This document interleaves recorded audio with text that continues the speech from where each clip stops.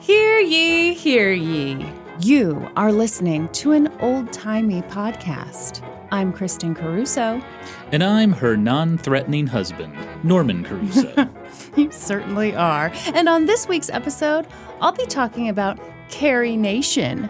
Ooh! Carrie another local history hoe. You almost called her a hero, didn't you? I was going to say celebrity, actually, but excuse I don't know me. how many people know about Carrie Nation, but I feel like everybody knows about Carrie Nation. Am I full of shit? I don't know. Oh, hold on. Speaking of full of shit. Yeah. I believe that you have some things that you need to apologize for. Is that not true, I do. sir? It's only our second episode, and I already have to apologize. Go ahead. I'm looking forward to this. Kristin, in our first episode, I may have made a few mistakes, and so I'd like to correct myself for the record in a little segment I'd like to call Mistakes of Shame. Oh, God. Thank you for taking this seriously. You're welcome. Mm-hmm. So first, in the first episode, I made a joke about Nugenics, that testosterone booster, Yeah. and I claimed that the spokesperson for Nugenics was Frank White. I remember it well. I believed every word of it. I apologize. The actual spokesperson for Nugenics is Frank Thomas. Frank Thomas, a.k.a. Big Hurt. It's his nickname. He's a Hall of Famer in the Baseball Hall of Fame. Frank White was also a baseball player. He played for the Royals for many years, and he is the Jackson County executive, and he was involved in that whole stadium vote we just had. Are you sure? I'd like to trust you, but... You know what? What? It's funny. The morning that episode dropped on Patreon, your dad texted me at immediately 8 a.m. and was like, Frank White, don't you mean Frank Thomas? And I was like, oh, God, I really fucked up. What else are you ashamed of, Norm? I understand you made multiple mistakes on our first episode. My second mistake, I talked about John Brown's children. Yeah. And he had a child named, I claimed he had a child named Salmon, spelled S-A-L-M-O-N. Just like the fish. So just like the fish, anyone would have made this mistake.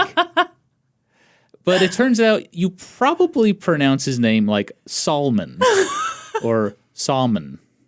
So I apologize to John Brown's not ancestors. What's the opposite Descendants. of Descendants. I apologize to John Brown's descendants for pronouncing Salmon's name like the fish.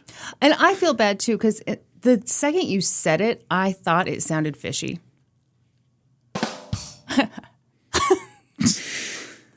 And you have another?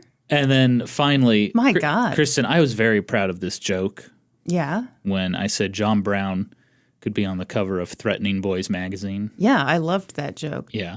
Well, then we started joking about how I would be in Non-Threatening Boys magazine. Yes. Kristin, if you can believe this, The Simpsons already made that joke. Are you serious? Lisa reads a magazine called Non-Threatening Boys magazine.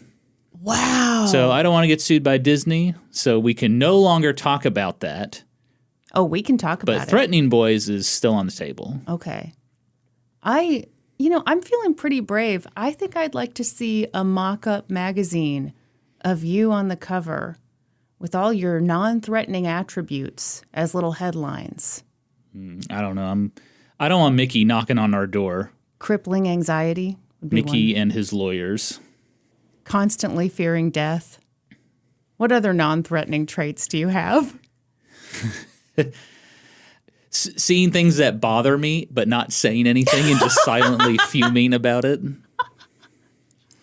That's a non-threatening boy. Like when I'm at Costco and somebody is Oh my God. pushing their cart down the aisle and they stop in the middle of the aisle. You lose your mind. And like no one else is in the aisle. The whole aisle is for them, apparently. So, but I'm a non-threatening boy. I will not say anything. I will simply stand there and wait and silently fume. There's a little steam coming out of my ears. And you'll wait until you're in the car with your wife/lover, and then you will say, I'll say, do people not know we're living in a society? I'll say, did you say that? Okay, well, thank you, Norm, for owning up to your mistakes of shame. This concludes our very first segment of Mistakes of Shame. Well done. I also want to say that I had a lot of fun with the soundboard last week. And I'm going to try to rein it in a little bit. I think I may have been a little too excited. So, are you trying to say that you mentioned Hank Hill being about to bust a few too many times? I may have busted too much. Great. Well, we love the self-awareness. Anyway, Kristin, I'm excited to hear about Carrie Nation. Oh, are you? Well, keep your pants on, sir. Don't bust just yet. We've got to promote our Patreon. Oh, right. That's how we survive out here. It is. If you want to keep us going back to Costco, where Norm can get upset when people just stop in the middle of an aisle, then please sign up for our Patreon. At the $5 level, you get access to all of the old Let's Go to Court bonus episodes, rest in peace, and you get a new bonus episode from this very podcast, an old-timey podcast. And Norm looks concerned because we haven't recorded it yet, but that's fine. It's going to happen. Yeah, we're pulling double duty next week. We got to record 2 episodes. We're out here doing the Lord's work. Mm-hmm. Also, at the $5 level, you get into the Discord to chitty-chat the day away. Yeah, it's fun in there. I've been in there a lot lately. Making all kinds of inappropriate comments. Mm-hmm. The big talk right now is what is my pet name for you? Because apparently in the first episode, you said, I don't call you by your name. It's true. And so now people are speculating, what do I call you? You've already called me Kristin on this episode, which I understand. It makes sense that you would call me Kristin, but it does make me cringe. Excellent. What does he call me? Get in that Discord and you can discuss with other history hosts. Also, at the $10 level on our Patreon, you get access to all that, plus all the old Let's Go to Court videos, and you get full-length videos of this podcast. You get to look at our sexy faces. Yeah, I'm pointing at you right now. Look at this. The video is cool. I'm glad we were able to give that to all of our lovely history hosts. I agree. Yeah. And people are loving it. Well, yeah. Yeah, I'm real excited. I do want to say thank you all so much for the kind words about the first episode. Yeah. I was real nervous about that episode because it was the meatiest little meaty boy you ever did see. Yeah. Yeah, but people, Kristin assured me, they're like, listen, our fans love long episodes. It'll be okay. And I said, okay. And yeah, most people were thrilled to have that long episode. Yeah. And just thank you for all the nice words. I really appreciate it. Thanks for taking a long one from my husband, everybody. We appreciate it. Okay, I really need to rein in this sound. No, you don't. It's fine.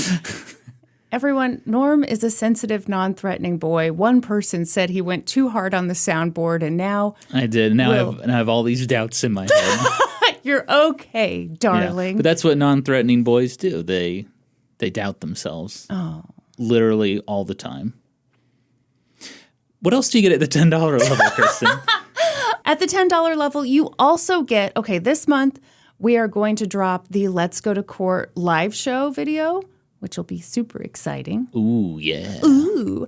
And we're going to do some kind of fun video for the fans. Are we going to do a YouTube stream? Yeah, I think we're going to do a stream on YouTube, a private stream, obviously. We don't want any randoms coming in. We don't want any non-history hoes in there. Hoes only. Yeah. Yeah, I think we're going to do a YouTube stream, and we're going to play some interactive games like maybe Jackbox or Drawy, or there's a whole bunch of fun stuff you can do with the chat. So okay, I know none of this, but I'm excited about it. I want you to show up and wave your little flag and tip your little hat. And bang the shit out of your desk. You okay? It's all on video. Non-threatening boy hurt himself. Yep, but I won't complain. That's right. Okay, are you ready for this? I am ready for Carrie Nation. Talking about Carrie Nation. Oh, that was beautiful. What do you know about Carrie Nation? The only thing I know about Carrie Nation is she did not like alcohol because, just like John Brown, she also thought it had dangerous powers.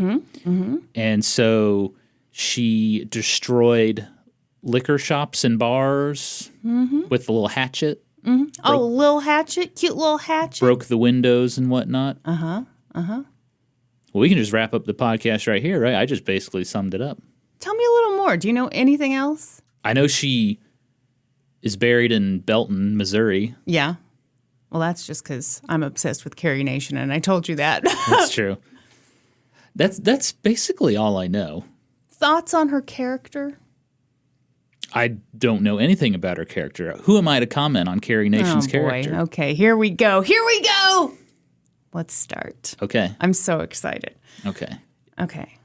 How meaty is this going to be? Well, it's nothing compared to your meat. Go ahead. Go ahead. Press the button so Press bad. the button. Just do it. I'm about to bust. Okay. I got it out of my system. Did you? Yeah. All right, let's hear about Carrie Nation. Okay. Today, I would like to discuss a complicated, controversial woman. An old-timey woman who was mocked back in her day and continues to be mocked today. Buckle up, baby. We're talking about Carrie Nation. People are still roasting Carrie Nation today? Yes, yes. But first, some shout-outs. Obviously, there's a lot of great information online, but I got the best information from the book Carrie A. Nation, Retelling the Life by Fran Grace. Shout out to Fran. Thank you, Fran. Thank you, Fran. Thank you for being a Fran. Da-na-na-da. And part of the book, Smashing the Liquor Machine, A Global History of Prohibition by Mark Lawrence Schrad. And of course, who could forget the book The Use and Need of the Life of Carrie A. Nation, written by Carrie A. Nation in 1905. Did you burp? Excuse me. Ironically, as if you'd had a little whiskey in you. I purposefully did not bring a Coke Zero this time because it kept making me burp last episode. You know, I'm still burping. We can bleep it, the burps. Actually, I can do that. Look at that. Yeah, but you didn't burp, so it was kind of a wasted bleep. Yeah. And we pay for these bleeps by the bleep. It's $25 per censor button per press. It's $50 per Hank Hill clip, which is why we have to promote the Patreon so much. Oh yeah, we're swimming in this right now. Uh-huh. Yeah. We're in a real bad spot. Shout out to Carrie Nation for writing a book about her life, so Kristin could use it for this episode. And because it's so old-timey, it's free. So you, too, can go read this book and get really weird feelings. Public domain. It's a great thing. All right, here we go. Okay, good history hoes probably think they know about Carrie Nation. She was the woman back in the early 1900s who so despised alcohol that she busted into saloons with a hatchet and she smashed the shit out of everything. And she loved it so much that she did it again and again and again. Mm-hmm. Smash, smash, smash. Yeah. People called her crazy and ugly and tall, which is all equally bad. How tall was she? Good question. All equally bad? No, I love tall women. I married one. It's true. But, I remember early on, hashtag never forget, you said, I actually don't mind how tall you are. Did I really say that? You did. And I was like, wow, thank you so much. I will marry you one day. It was a compliment. Sure. We'll get to her height later. Okay. All right. Even more modern sources dismiss Carrie Nation as a crazy woman. And she was maybe a little bananas, but she wasn't that bananas. Okay. So let's talk about her. Carrie Amelia Moore was born in 1846 in Garrett County, Kentucky, to her parents, George and Mary. 1846? Yeah. That's a lot earlier than I thought. Okay. What time period were you thinking? I always associate Carrie Nation with like 1900s. Well, yeah, she did live to then. Yeah, but I just thought she would be younger. A young whippersnapper? Mm-hmm. No, she was old and tall and ugly. Tall, young, hot woman named Carrie Nation. Okay, so the thing you have to know about Carrie is that Carrie loved her dad. She was her dad's favorite child, and she really felt that he could do no wrong. And she wants you to think that he could do no wrong either. Okay. Convince me, Carrie. Hang on, she'll get to it. All right. First, we got to talk about her bitch of a mom. Oh, She didn't call her mom a bitch, obviously. take it from me, folks. Don't use that word. Oh, you want to talk about it? No, what let's happened? not. What happened? You've never called your mom a bitch. Oh, God, no. Absolutely not. You wouldn't be here today if you had. I would not be sitting here playing Hank Hill clips on this soundboard if I had called my mom a bitch. Now, I, a more brave soul, once in high school called my mom a bitch in kind of a whisper, and then I ran away. And by ran away, I mean ran up the stairs. See, even you were afraid. I was terrified. I think even my dad was terrified. You don't want a shirere bird pecking at you. No, you don't. No, you No. don't. Okay, so a lot of sources, including the Ken Burns documentary on Prohibition, refer to Carrie's mom, Mary, as insane. Did it really? Yeah, That's a great documentary, by the way. it is. They called her insane in the documentary? Yeah. Wow. Was she? Well, the popular story about Mary is that she had to be committed to an insane asylum because she believed that she was Queen Victoria. That story, it turns out, is mostly bullshit. The narrative was started by people who hated Carrie Nation during the height of her hatchet slamming ways. That makes sense. Yeah. They wanted to establish this idea that Carrie came from a long line of insane people. And a lot of subsequent biographers repeated that narrative. I'm going to touch on that more later, but for now, you should know that Carrie very obviously had feelings about her mother. And that's really obvious when you read her autobiography, because she goes so far out. What? Why are you smiling at me? I'm just imagining her chapter 2, Why I Hate My Mom, or something like that. No, that's not how it comes across. Okay. It's just obvious because she goes so far out of her way to make you think of her dad as just the sweetest little enslaver in all the land. Oh, enslaver? Oh, we'll get to it. Okay. And when it comes to her mom, Carrie doesn't say much. Now, in defense of Carrie's mom, I will say that she had an incredibly tough life. By the time Mary was just 20 years old, she'd been married, she had 2 children, and her husband and both of those kids were dead.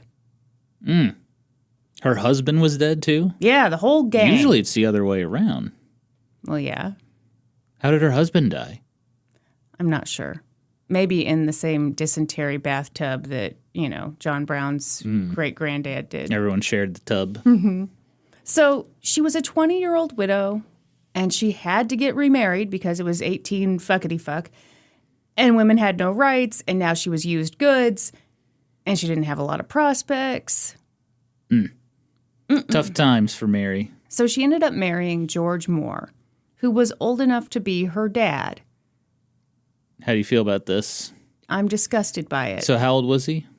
Old enough to be her dad. She's 20. I'm guessing he's in his 40s. Yeah, that's bad.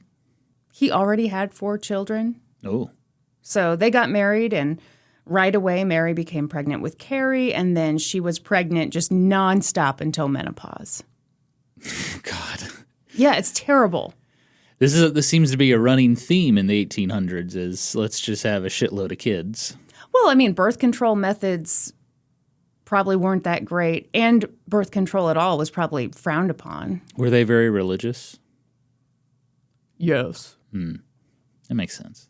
Dancing is a sin. I don't know if you knew that. It is, and that's why I don't dance. Yeah. It's sinful. It's not because you can't dance. It's not that I can't dance or don't want to dance, it's because it's a sin. Mm-hmm. Yeah, so you won't catch me at Funky Town, that sinful hellhole. Everyone, Sorry, I should explain what Funky Town is, huh? Yeah, and you should explain why you're terrible. It's like a disco-themed dance club in Kansas City. Yes. That Kristin has wanted to go to.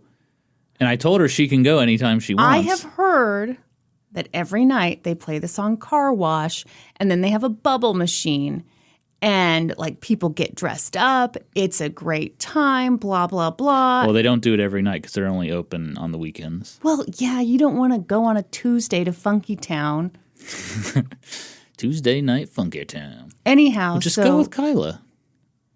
Norman, you need to be more afraid. That's the problem with you. You need to be way afraid that I'm going to meet some dude at Funky Town. He's going to sweep me off my funky feet. I'm a non-threatening and he's boy. going to disco me into Loversville. A non-threatening boy would Is not be worried. threatened. Would not be worried about that. And if it did happen, I would just be like, well, all right. Wow. She found someone better than me. No, it turns out he had a heart-shaped bed with silk sheets. I can't compete with that. Not at all. Okay, so yeah, no Funky Town trips. When Mary and George got married and they had Carrie, they were moderately wealthy farmers. What did they grow? Well, they didn't grow shit. Okay, what did... you said you were going to talk about George the Enslaver. Yeah. George the Enslaver. Terrible as he can be. Sorry. That's a great song. Watch out for that freedom for your enslaved people. Okay, yeah, the song's kind of falling apart. So they're moderately wealthy, but it's not because they're good at farming. It's because George had inherited enslaved people. Uh-huh. Tale as old as time in the United States of America. Yeah. And this is where things get sticky. So Carrie wrote her autobiography in the early 1900s, long after slavery had been abolished. Mm-hmm. And I think she struggled a bit with the narrative because she was a big fan of John Brown. Really? Yep. She was... Hang on. Nice. And she was very progressive in her views on people of different backgrounds, races, religions. And I say very progressive, we're talking for the time. She was progressive. Yes. Contextually, she was progressive. But the fact was, her family had been enslavers. And probably more importantly, her beloved daddy had been an enslaver. And of course, common sense says that slavery was horrible, but Carrie was in a position that a lot of white people were in where they didn't want to acknowledge the role they played or the role their parents and grandparents played in the peculiar institution, as you called it last week. That is what everybody called it. Oh, I'm sorry. I didn't mean to make it like you. Dare you, man? Dare you? So, how do you make it palatable? In a way that journalists, even decades later, won't question. This I gotta hear. First of all, what do you think? How do you make slavery palatable? Yeah, and how do you make your dad seem like a good guy? Oh, that's easy. Okay, let's hear it. My dad was very nice to the enslaved people. Oh, wow. Ding, ding, treated ding. them well. Ding, ding, ding. In fact, they liked being there. Ding, ding, ding! Wow, Norman. That's textbook lost cause. Yep. Myth. Well, there you go. You're right, Norm. You make it happy. You make slavery fun again. So this is where it gets infuriating. Yeah. Because a lot of sources, including an alarming amount of modern ones, use the fact that Carrie grew up as the white child of enslavers as a way to explain why she loved black people and always got along so well with black people. It was because she'd grown up with enslaved people around her. Mm. So this is like the OG I have black friends. Yeah, kind of. I'm not racist. I have a black friend. Yeah. But it goes way back. It's Well, it's more complicated than that. Okay, so I'll tell you more. So that narrative of the happy plantation with the kind, generous enslavers and the thrilled to be there enslaved people comes directly from Carrie Nation's autobiography. And it sure as shit appears that subsequent researchers and writers were able to read other parts of that autobiography and apply critical thinking skills. something any good historian should do. But a lot of them didn't to this part. Oh, good. In her autobiography, she wrote about all the time that she spent with the people her family enslaved. Happy times. She wrote about how it was years before her mother would allow her to sit at the white folks' table. She talked about how she slept out in the enslaved people's quarters between a husband and wife. This did not happen. Okay, so here's the thing. It's possible that it did. Mm-hmm. But how do you, as a now very grown woman, she was an old woman when she wrote this, and how do other people not stop and think, okay, you grew up sleeping in a couple's bed, and that's a happy thing for you, and you're not like thinking at all about, damn, what was that like for them? That they've got this like random child in bed with them? Awkward. Well, yeah, what if they want to bang?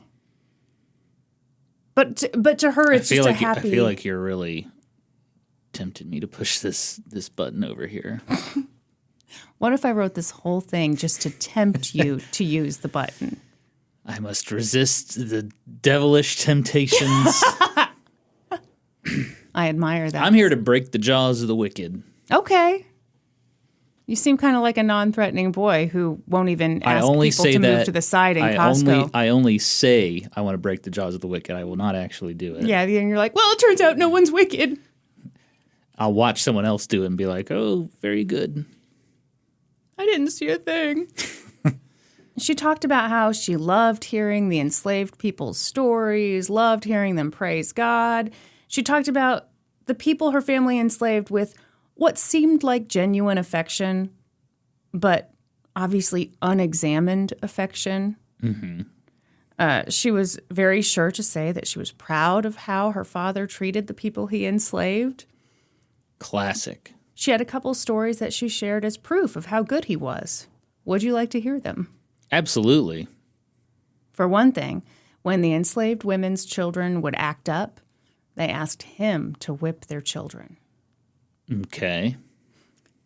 Norm, this obviously showed the amount of trust they had in him. By the way, Carrie mentioned that they never asked her mom to do this. Because again, her mom sucked. What do you make of that story? That instead of him punishing the enslaved children, he asked the parents to do it? No.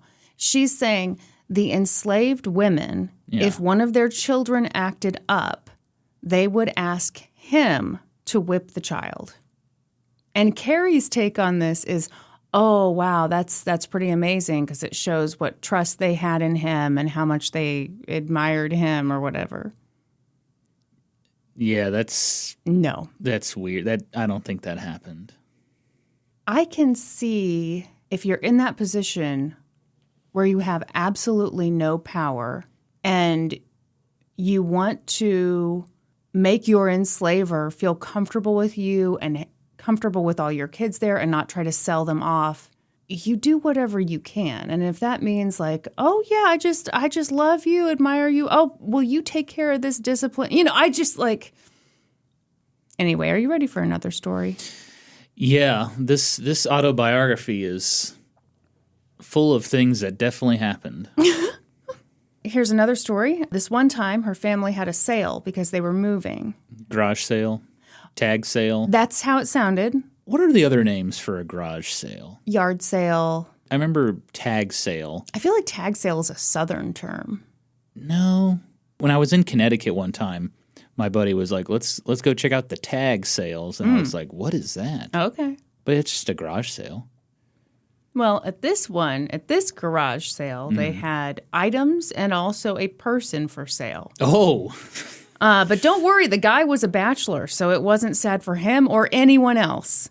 yeah. He was actually happy to be. Oh, they were all happy. Don't worry about it. He was thrilled. After that, one of the enslaved men, a man named Tom, went up to Carrie's dad, George, and he begged, "Please do not take me with you on this move.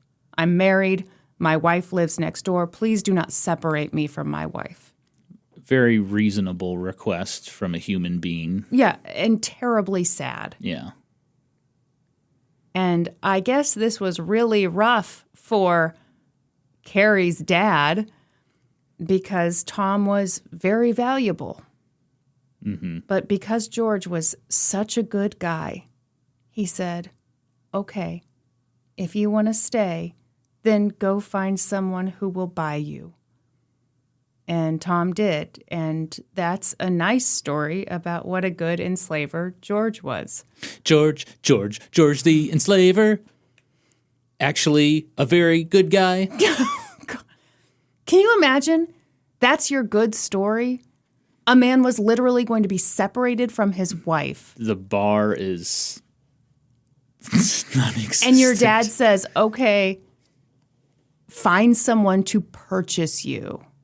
Yeah, wild. That is ridiculous. But it's amazing, like the mental gymnastics we go through and the mental gymnastics that we are willing to continue to go through when we talk about slavery. Yeah.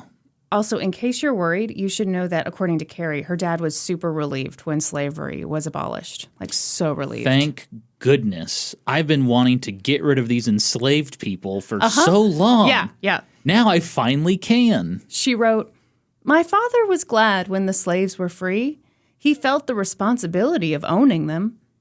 Have heard him say after having some trouble with them, 'Those Negroes will send me to hell yet.'" Gosh, it's just so stressful owning people and not paying for labor. It's a real burden. Yeah. That reminds me of a story of Ulysses S. Grant. I think he Okay. was given an enslaved person as a wedding gift Yeah. from his father-in-law, Yeah. and he immediately freed the man Yeah. because he was like, "I'm not interested in fucking weird. owning people." Yeah. The funny thing is, I bet his father-in-law was so offended. George couldn't do that. Couldn't do what?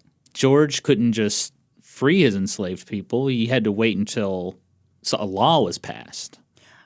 Right. And also, I think they fell on financial hard times. So I think that is also a factor here. Okay. Anyway, spoiler alert, once it became illegal to own people, it became very clear that George was not actually a good businessman.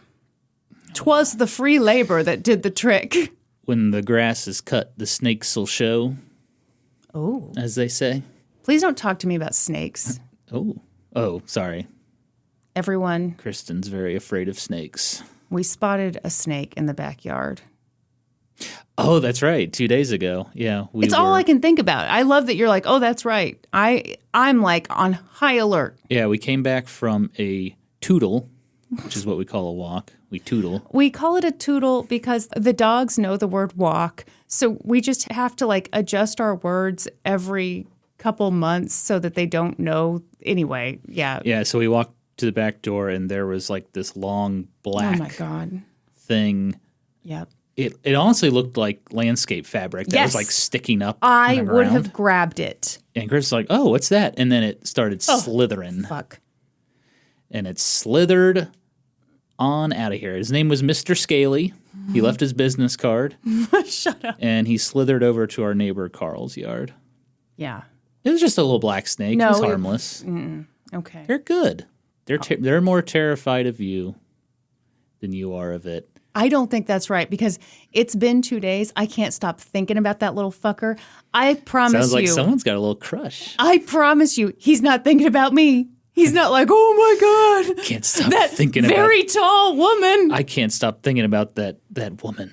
That- And I don't mind that she's tall. I'll slither right up them legs. Ew, stop. You're looking at the sound bar. I know there's stuff you want to press. I'm not going to do it. Wow. Okay. I have to control myself. You know, this story is all about control and being a good man. So I appreciate your efforts. Okay, so the family struggled financially, and they moved around a bit. And by 1854, they found themselves on a farm in Belton, Missouri. Oh, wow, Belton, Missouri. Home to sidewalks, indoor plumbing, toilets, schools. Everyone, my parents used to live in Belton. It's kind of a rural suburb of Kansas City. For a long time, I don't know if Belton still has this, they had this billboard that I think did more harm than good. And it was basically like, Belton, Missouri, we have civilization here. It like listed bullet points of things that literally any community should have standard. It was like sidewalks, shops, restaurants, toilets. Okay, it didn't actually say toilets. I added that bullet point. But Belton does have toilets. And does it. Okay, so they're out in Belton now, and Carrie spent a lot of her teen years sickly and not in school. She really hated that. She was very insecure about the fact that she missed so much of her formal education. But that was actually kind of the fashion at the time. If you were a young woman, it was so hot and so cool to be like really skinny and sickly. Oh my God, look how good I look. Oh my gosh, I'm just gonna look how good Yeah. So sexy. The hottest thing ever was if you never left the house. I'm a fan of that. That's me. You're like a sexy Victorian girl. You're just like always bedridden, watching TV, cuddling with the dogs. Yeah. There's always some affliction that's got you. Yeah, you're sickly, but so sexy. I look great, though. The popular thought at the time was that bed rest was the best way for a young woman to properly develop her reproductive organs. So I don't know what you're doing when you're doing bed rest. It's crazy. I'm also developing my reproductive organ. Just getting that have sperm one, count up. I have one reproductive organ, and I'm developing it. So, there's this thought of like what a young lady should be doing. But then the Civil War broke out, and all of a sudden it was like, get out of bed and be helpful. I wonder if George the Enslaver headed on over to Kansas and voted illegally. Belton's pretty close. I guess back then it was, by horse and carriage. That'd be quite a little ride, huh? The impression that I got from the autobiography, and it could be wrong, but the impression I got was that they were kind of trying to lay low. So you don't think George was a border ruffian? I don't think so, but I guess I don't know. So the Civil War broke out, and how'd it go for Carrie and her family? Not great. Yeah. Carrie did some nursing and, slavery became illegal, and all of a sudden she and her mom had to do a bunch of housework. And Carrie complained that the worst part of slavery, are you ready for the worst part of slavery? I thought I had an idea of what the worst part of slavery was, but let's hear Carrie's opinion. The worst part of slavery was that it made white women lazy and incompetent. Because all of a sudden they had to clean their house. They had no fucking idea how to do it. Why didn't I think of that? That's 100% right. Carrie's parents struggled financially. They took in boarders. Do you know what side they supported during the Civil War? Again, I feel like they were trying to write it out. But, they were in Missouri. They were enslavers. I'm sure they were on the Confederate side. It was a little more complicated in Missouri. Civil War, yeah. Many enslavers were actually pro-union in Missouri because Lincoln promised them, because they were a border state, and so they were very concerned about war happening in their state. And Lincoln said, "No, don't worry. We are going to protect you and your property," which means your enslaved people. So there were many slave owners in Missouri that were pro-union. But there were also a lot of Confederate sympathizers too. And the Civil War in Missouri is very unique. It was a mess. We'll talk about it sometime. Yeah, so quit asking me about it. Okay. All right. So Carrie's parents were struggling financially, and they took in boarders. And, uh-oh. Hot guy? They took in a stone-cold fox. Oh, tell me about him. I like how sometimes I say things, and you look at the soundboard, and then you look away. You wanted to press it. And I'm caught because it's all on camera. Uh-huh. People are going to see. I'm eyeballing. Yeah, you're like, do I press sweating. the button? You are. Picture it. Carrie was a young woman. She was like 21. She was hot as hell. Yeah? Yes. Can we describe Carrie? Okay.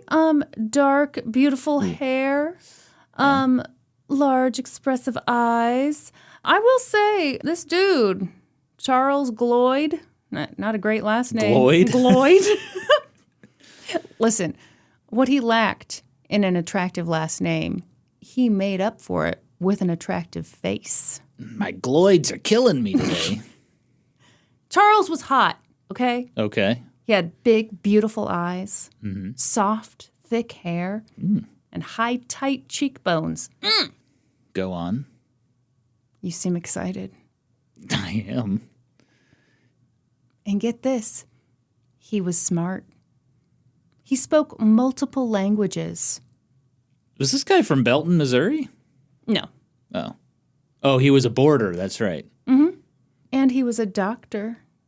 He'd been a doctor for the Union Army. Ooh. This guy is getting sexier and sexier by the sentence. Uh-huh. He was also kind of a sensitive soul. The war had obviously been really hard on him, and it seems that the old-timey med school hadn't really prepared him for what he would encounter. A lot of men died, and he felt personally responsible for not saving them. Yeah. In his defense, he was probably taught, like, put a leech on it and leave. I'm sure, as a doctor in the Civil War, I bet he amputated so many people. Yeah. And that was just awful. Yeah. Yep. Disgusting. And disgusting. Gross. You just saw my arm off. Gross. Ew. So after the war, he was like, I'm not ready to practice medicine again. It was too disgusting. I want to teach instead. So he stayed at Carrie's parents' house, and he taught school, and he and Carrie made eyes at each other. And he was like, have you ever heard of Shakespeare? And she was like, no, I spent my entire adolescence in bed building a uterus. For some reason, I thought you were going to say, have you ever heard of shakes and just like milkshakes and ask her out for a milkshake? Milkshakes were not invented yet. I don't think. Okay, history ho homework. Oh, my God. Please find out when milkshakes were invented. This is mandatory homework. Also, shout out to, we had history ho homework last week. We sure did. I wanted to know what the name of the company was that made those delicious fish sticks. And I believe her name was Kate. Katie. Katie on the Patreon. Immediately commented, Gorton's.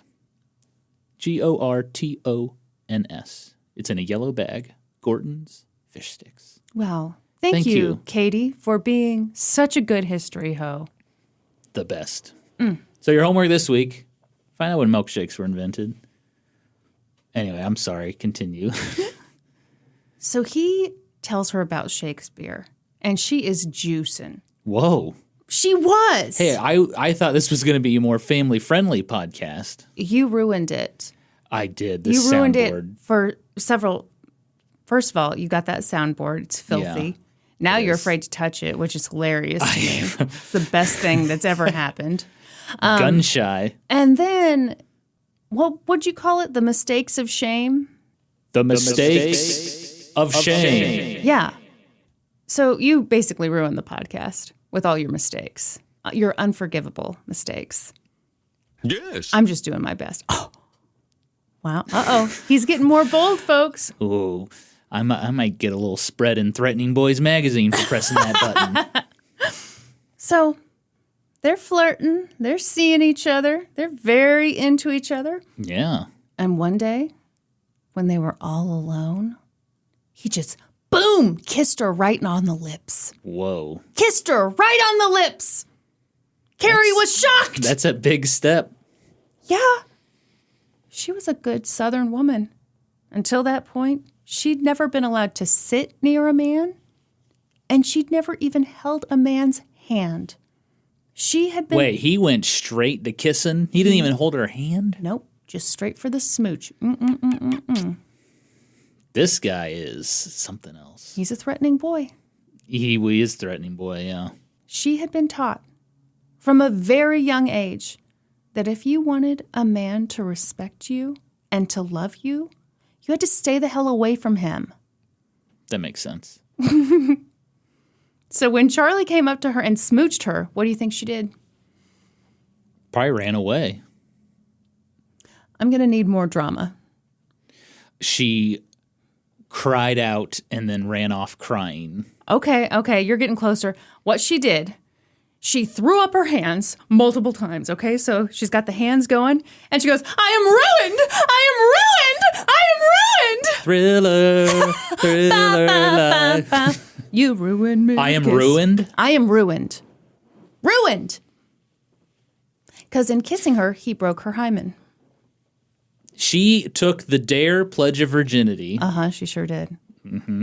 That's why she stayed at home all the time. She didn't want to break that pledge. She's like, if I leave this house, I'm going to fuck somebody. Someone's getting fucked tonight if I leave this house. Better for me to be bedridden. That's right. So yeah, she says she's ruined. I'm sorry. Oh, I'm so sorry. So sorry. What the? What was that? What was that? What was that from? That's from SpongeBob SquarePants. Okay, so she's like, I'm ruined, I'm ruined, I'm ruined. Naturally. But more like, I ruined my pantaloons because I'm so turned on. Whoa. Worth noting, Carrie's parents, especially her evil bitch of a mom, we all hate her, did not approve of Carrie getting together with this Charles fellow. For one thing, they were like, why is he a teacher when he could be a doctor? Has he ever heard of money? Also, we're pretty sure he has a drinking problem. Ooh. Didn't see this coming, did you? Carrie Nation origin story. Here we come. Mm-hmm. Carrie didn't see the drinking problem. I assume because she and Charlie weren't able to get much time together, and also because it probably would have been considered very impolite for a man to be drinking around a young woman. Mm-hmm. So, since Carrie's parents didn't approve of them getting together, Carrie and Charlie started communicating in secret, which we all know is the sexiest way to communicate. Yeah. Ooh. No. Old school DMs. He would leave her letters in his Shakespeare book. And then at the breakfast table, he'd be like, Shakespeare, love Shakespeare. And she'd be like, say no more. And then she'd go into his room, scandalous, pull out the letter, and then leave a letter. Do you like me? Check yes or no. Mm-hmm. Except way hotter. Because, buddy, these letters were steamy. How do you feel when I call you buddy? Buddy. Look here, buddy. I know you don't like it when I call you dude. When you call me dude, it's because you're upset. Oh, it's because I'm really mad. That's letting you know. Yeah. We're getting informal here. Yeah. Would you like to hear some of these letters? Well, yeah. He wrote to her that he wanted admission to her heart through the portals of her lips. That could have been way dirtier, but yes. You're mad at him because he didn't say your vaginal lips or whatever? Yeah, I guess he didn't specify what lips. So Carrie was like, Mom and Dad, you have to let me marry this guy. And they were like, hell no, he's poor and he's probably drunk right now. So Carrie went to Charlie and was like, help me help you. Go out, establish yourself as a doctor. That'll make my parents approve of you. So. Did he do it? Yeah, he tried. He tried? Okay, this took a couple years, all right? Calm down. But he's a doctor in the Civil War. Couldn't he just be like, Hey, give me a job. I was a doctor in the Civil War. Okay. He moved out to Holden, Missouri, and tried to establish himself as a doctor there, but he was devastated to discover that the people of Holden, Missouri were actually pretty healthy. Shit. The whole time, Carrie and Charlie communicated in secret. They had friends sneak letters to each other. They tried to make it seem like what they had was platonic, just in case they got caught. So in these letters, he called her Sister Carrie, and she called him Brother Charlie. But the meat of the letters was steamy, so it's more like sexy incest. Yikes. Carrie and Charlie. Even back then, that wasn't cool. Incest. No. It's always been uncool. You're such a brave boy with your hard stances You know what? and your chiseled chin. I am declaring I am taking a stand against incest. Norm, no, don't go do that brave thing, please. I'm doing it. Carrie and Charlie were in love, but the truth was that Charlie did have a drinking problem. He had a really bad drinking problem. He'd started when he joined the military. This was apparently really common at the time. The men had a bunch of downtime between battles, Yes. and they just drank to pass the time. Yep. You know all about this shit, don't you? Yeah, soldiers were very bored. Yeah. Just drilling and sitting around in camp, and Drinking whiskey. drinking was a fun hobby in army camps during the Civil War. Yeah, and Charlie couldn't stop. It's clear he wanted to. He wrote to Carrie, I tell you, Carrie, love, the time will come your parents will see they are wrong. God is my support and my strength, and I will prove that to them. Eventually, in November of 1867, Carrie and Charlie did get married. Carrie was so excited, but Charlie showed up completely drunk to their wedding ceremony. Ooh, bad look, Charlie. Yeah. Yeah. And of course, married life didn't turn out how Carrie had hoped. Apparently, this was sort of common at the time because the rules of courtship were so weird. You know, you would spend very little time together because it was like improper to spend time together. And then all of a sudden, you're living together as a married couple. Yeah. Well, hey, even in today's modern romances, I always recommend you live together before you get married. Oh, you do you? Oh, whenever people ask me for relationship advice, Which is just constantly. You're sick of it. I get letters, I get emails, and I always tell them, you got to live together before you can commit. You're kind of like Steve Harvey in that people are always asking you for relationship advice. And I almost hosted Family Feud. But I was rejected for being too good. I thought it was your controversial take on incest that stopped you from getting They that said, job. wait a minute. I'm married to my sister. How dare you take a stand against incest? That was the executive at whatever company runs Family Feud. UPN. Is UPN still a thing? You know, this is starting to feel as fake as Carrie's stories in her autobiography. Yeah, I'm sorry. Continue the story. So they'd had these steamy letters and all this waiting, and now that they were finally together, yeah, they were in love, but Charlie spent most of his time away from Carrie, and she didn't get it. Where was he? Drinking. Oh, he's just off drinking? Yeah. Okay. Carrie didn't get it, but 5 days into their marriage, Charlie came home from another late night, and he fell face first into his pillow and passed out. Later, when she went over and smelled the pillow, the stench of alcohol was so strong that she finally understood that her parents had been right. Charlie had a really bad problem. Yep. He spent a ton of time at the Masonic Lodge. Oh, is he a Freemason? Yeah. John Brown was a Freemason for a very short time. Probably didn't like all the drinking, huh? Yeah. Seriously? Yeah, that was part of the reason he quit, like, very quickly. Yeah, they were drinking a ton. Yeah.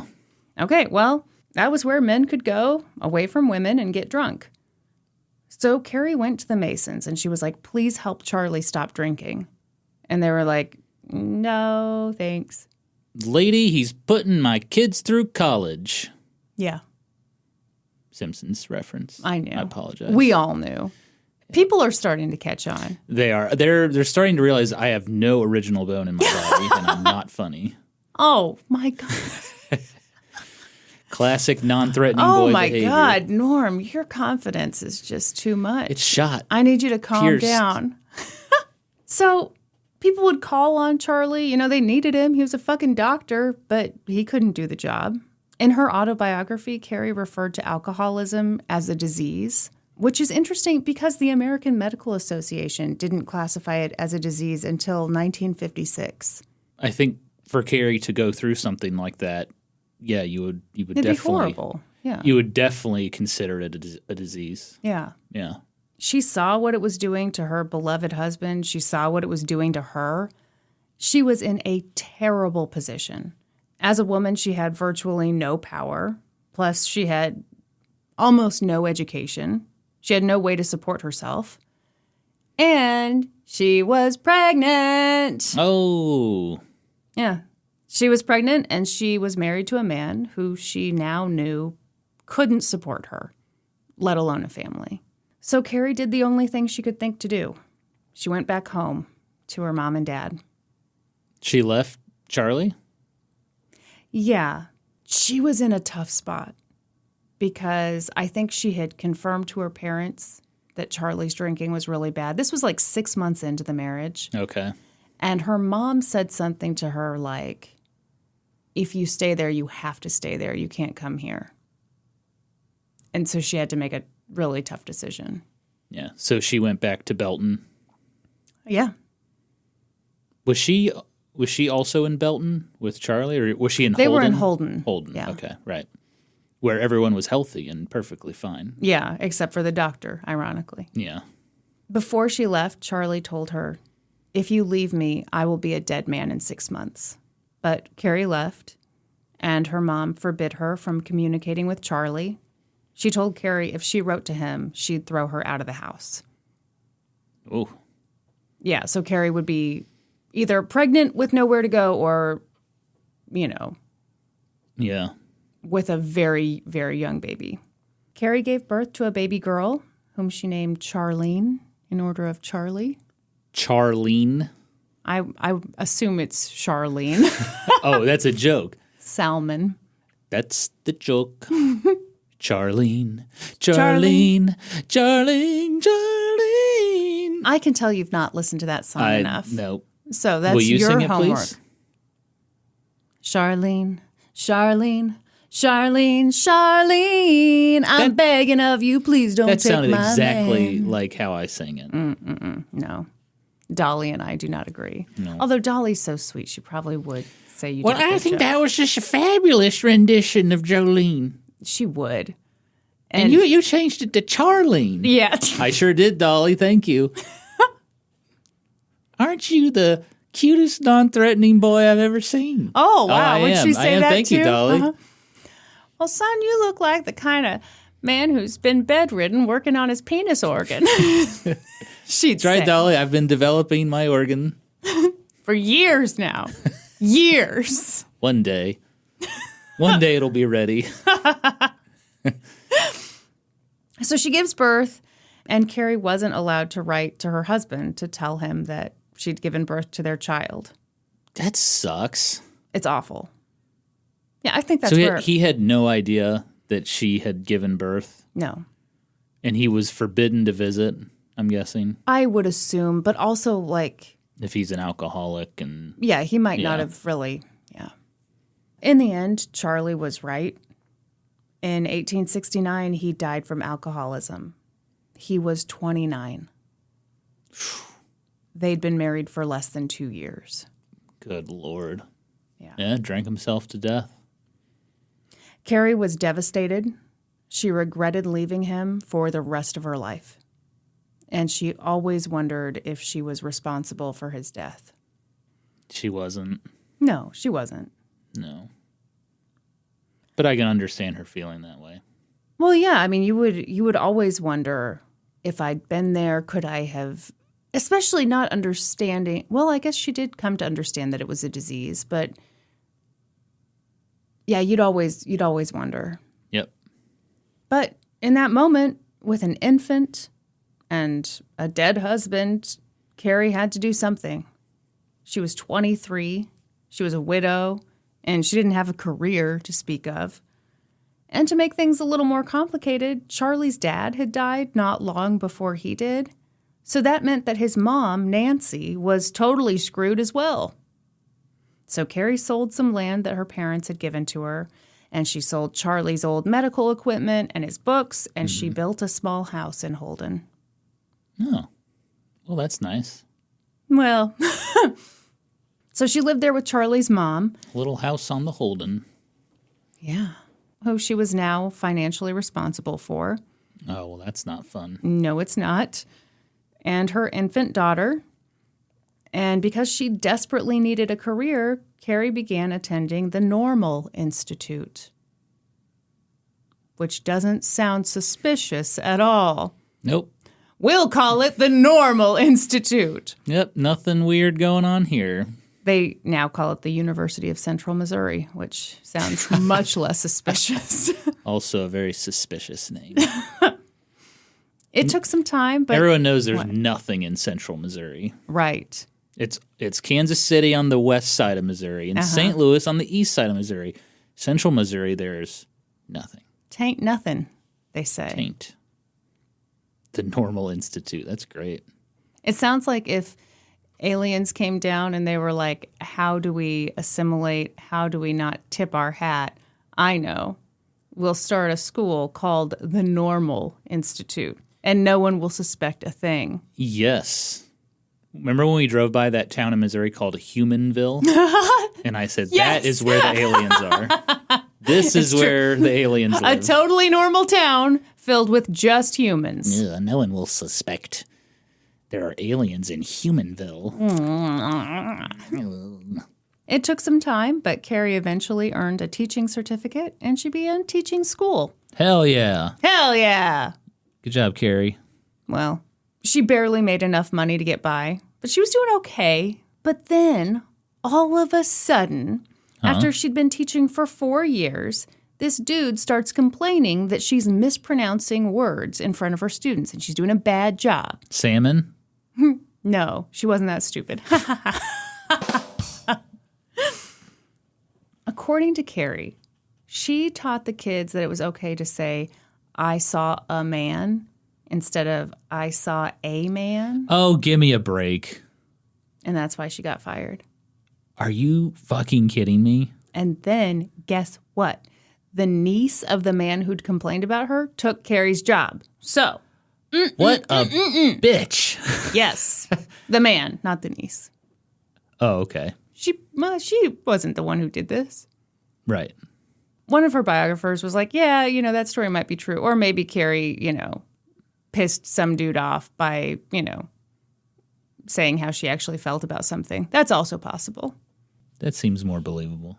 Anyhow, now Carrie was super screwed. So she took it up with the man upstairs. Super screwed. She was.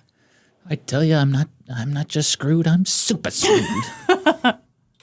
So she talked to God. Yeah. What did God say? Well, first of all, you should know that she had mouths to feed. She had no job. Plus, she was a widow, which meant she couldn't wear any cute clothes. I got bills to pay. I got Mouths to feed, and I'm wearing an ugly dress. So Carrie got on her knees and prayed to God to send her a husband. Awesome. Oh, why is that? If this was an 80s movie, it would have happened. What? Well, all those 80s movies that's like, or even 90s movies where they're like, they either pray or they like make a wish or something and then it comes true. Happens. Yeah. Yes. So this could be a wacky 80s or 90s movie. Oh, yeah. Really fun. Starts with slavery. Oh, Hey, well, according to Carrie, but it was fine. enslaved people were having a great time. Everybody loved So, it. It's no big deal. And it's a could be shame it great. ended, but also a relief that it ended. Yeah. Yeah. More later. A husband would be the surest way to financial stability, Norman. True statement. And she found one. Yeah? Yeah. It was this dude she'd known for a while. His name was David Nation. David Nation. Loving on David Nation. He seemed successful. Seemed. Uh-oh. Yeah, what? What's wrong? What's wrong? Well, when you say seem, it means he probably wasn't successful. Well, you tell me what's wrong with this. He was a newspaper man and a lawyer and a preacher. Okay. Ooh, man of many hats. That's right. So many hats. Too many hats. Maybe. He had 5 children he was raising. Yeah. And his wife had just died under mysterious circumstances. Yay! Yay! That's strange. No, it happens sometimes. You know, his wife, Samantha, she'd been perfectly healthy and 42 years old, and then she dropped dead. Fall down some stairs. Heard this story before. No. Word around town was that perhaps their sketchy oldest daughter had poisoned her for the insurance money.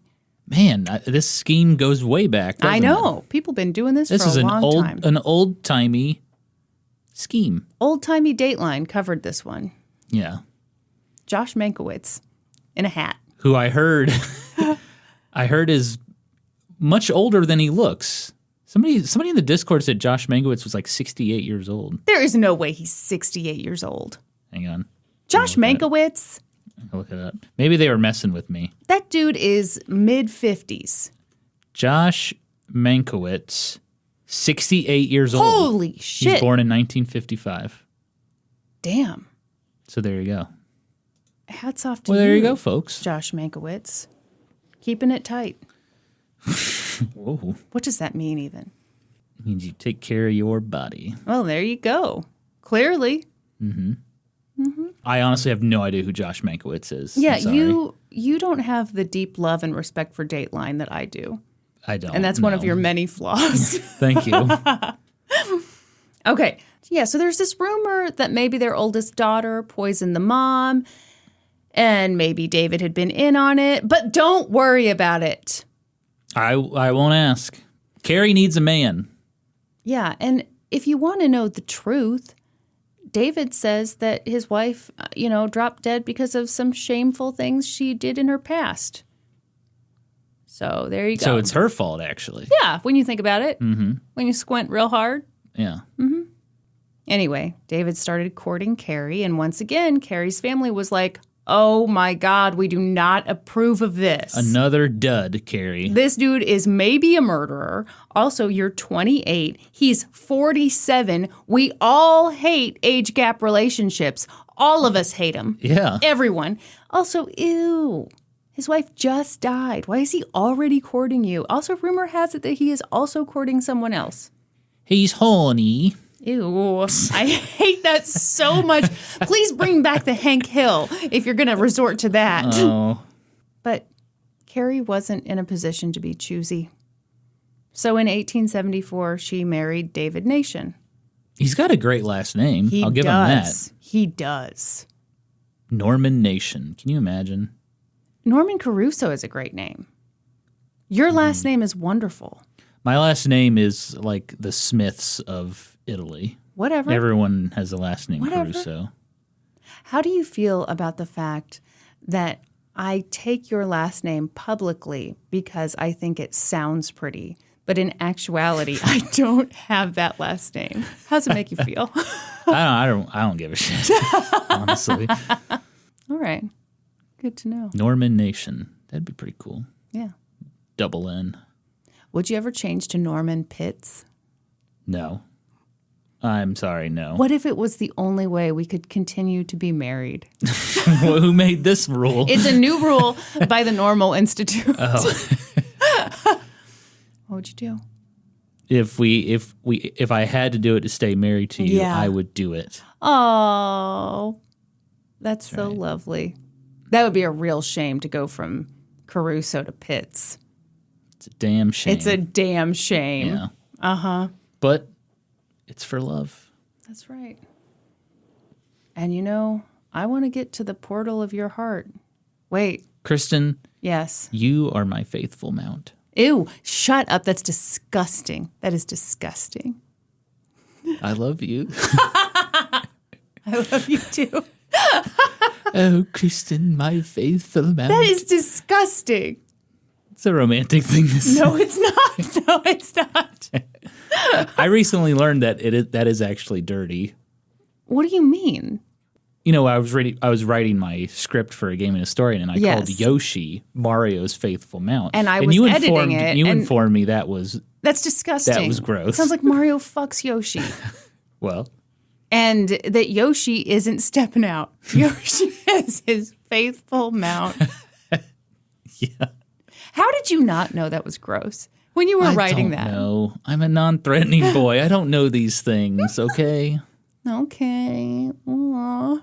All right, so Carrie marries David Nation, living in a David Nation. That's right. And by all accounts, David was a real dipshit. Oh. He had a handful of careers. He wasn't good at any of them. I thought he was lawyer, newspaper guy. Yeah, that's suspicious. Lifeguard. Preacher, yeah, life coach, nutrition coach. Herbalife. Yes. Yep. He did it all. Beachbody. What else? Yeah, so not too long Longaburger baskets. No one does that anymore. Do they? I think they're still in business. Man, in the 90s, oh. Yeah, my mom did Longaburger. Those baskets were everywhere. Hey, they're still in business. Nope. No, they're not. There's no way. Yeah. Closed in 2018. You hate to see it, folks. You do hate to see it. They had the coolest headquarters. They just had a giant... Their building looked like a giant basket. Did you go to the headquarters? No. You just But saw I remember that. I remember that because, you know, my mom sold Longaburger baskets. Oh, yeah. And she had this, like, pamphlet, and it had a picture of the headquarters. And I was like, holy shit. Their headquarters is a giant basket. I think if you're a certain age, your mom was required by law to sell Longaburger baskets. Or at least, like, if you had that gap between the top of the kitchen shelves and the ceiling. You got to fill it with baskets. Early 90s law was a basket on its side with artificial greenery cascading out of it. Like Beautiful. Like fake grapes with the vines coming down. And just dust just collected like crazy. Absolutely. Absolutely. But Sheree always dusted the fake greenery because we didn't want it to look bad. Yeah, make sure that looks good. The basket of fake greenery to look stupid. We have guests coming over. Will you dust the baskets and grapes above the cabinets, please? Also, the basket that sits on the toilet. You've got to have a toilet basket. Have you seen that video of? Well, it's like it puts like a black light in the room, and somebody flushes the toilet, and you just see like what shoots out of the toilet. I'm so glad you've finally seen this video because you flush with the lid up. What the? That's not true. That is true, isn't it? Okay, it's not true anymore because I watched the video. There we go. Thank you. And I don't do it anymore. I always close the lid now because I was disgusted. Disgusting. Yeah, it's gross. And then people's toothbrushes get poo flecks on them. Ugh. Yeah, it all blends together though. It's fine. Blends. Like when you brush your teeth, it'll go away. It's fine. Okay, great. Sounds like maybe you're still an open toilet flusher. I'm in denial about our poo atmosphere. I don't want it to be real. So David did a lot of stuff. Uh-huh. Sold Longaburger baskets. Yep. He was a lifeguard. Uh-huh. Lawyer, newspaper guy. Yep. Preacher. Don't forget preacher. Hip-hop artist. Yes. Yeah. I mean, David Nation's a great name. You could be a lot of things. You could be so many things. You could try a lot of them and not really settle on one. Yeah. Which say. is what he did. Yeah. So not long after they got married, David got sued by some of his business partners. Oopsies. What was he doing? Don't worry about it. Definitely nothing shady or sketchy. Okay. They were suing him because they didn't like him? Because they were jealous of his last name. This happens. We want to be a nation. Yeah. So to get out of that mess, he was like, I've got a great idea. Let's move to Texas and be farmers. Okay. Yeah. Sure. So they did. And it sucked. Turns out David knew nothing about farming. Oh, shit. That would suck if you didn't know anything about farming. Yeah. Yeah. And plus, Missouri's way better than Texas. Is Everyone it? knows that. Is it? I don't know. Okay. Their early years in Texas were so bad that it was almost funny. As soon as they got to Texas, their horses died. All of them died. Oh. Hawks came and ate all their chickens. And lightning struck their favorite cow. Also, a bad neighbor threw all of their plows in the Bernard River. It's the Bernard River. Oh, Bernard River. Sorry. Excuse me. I actually don't know.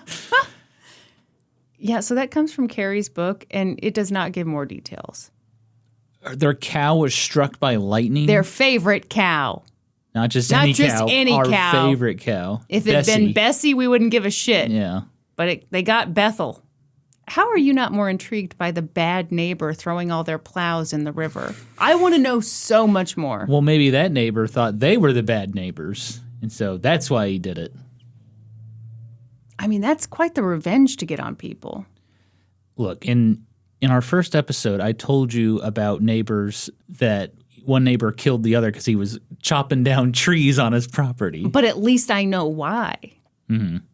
Oh, so you want to understand why Yes. he threw the plows in. Yeah. Well, Carrie's not going to reveal that information. Okay, fine. Once again, David sucked ass. I really can't drive that point home hard enough. Mm-hmm. He'd moved them all out to Texas to raise cotton. Do you call it raising cotton? Raise cotton? I don't know. Whatever you do to cotton, plant it. Raise cotton.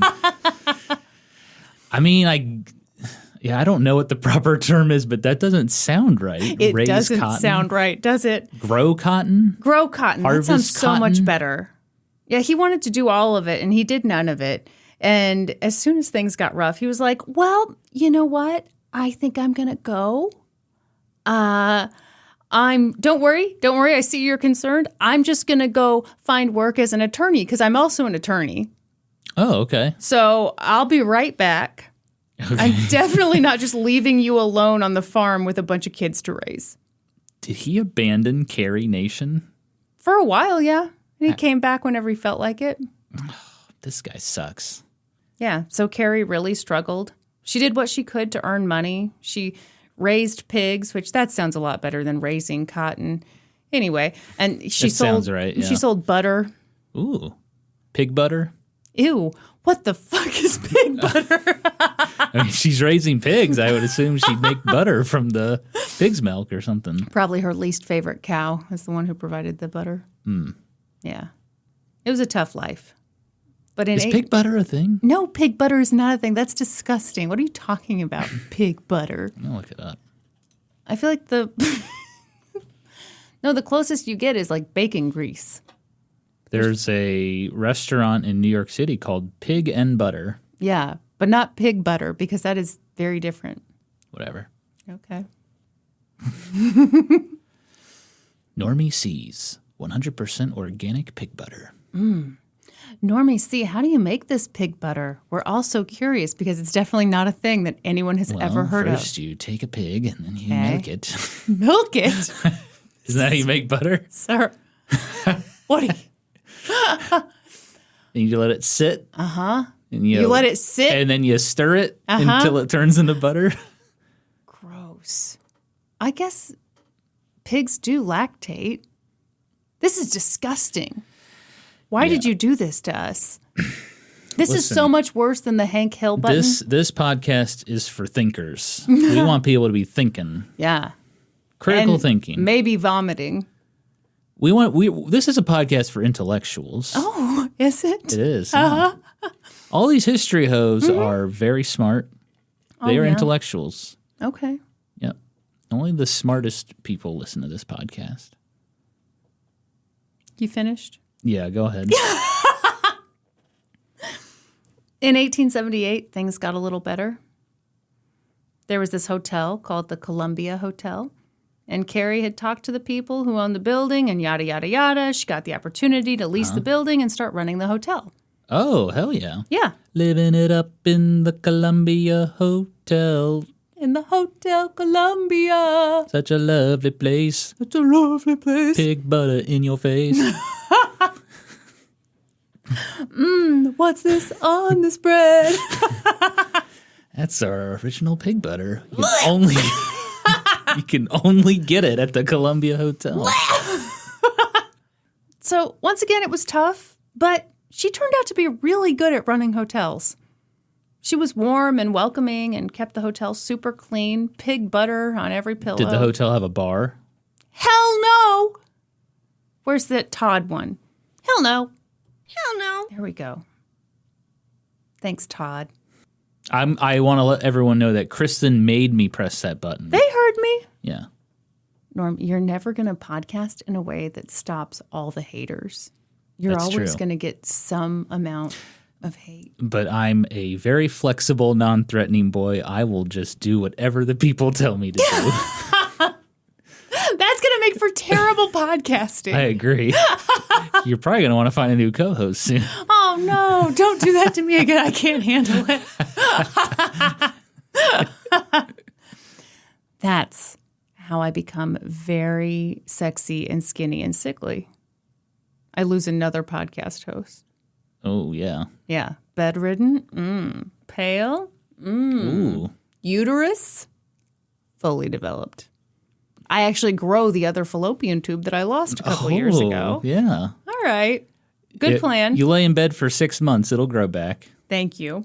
You just lay there, watch Cops. I'm not watching Cops.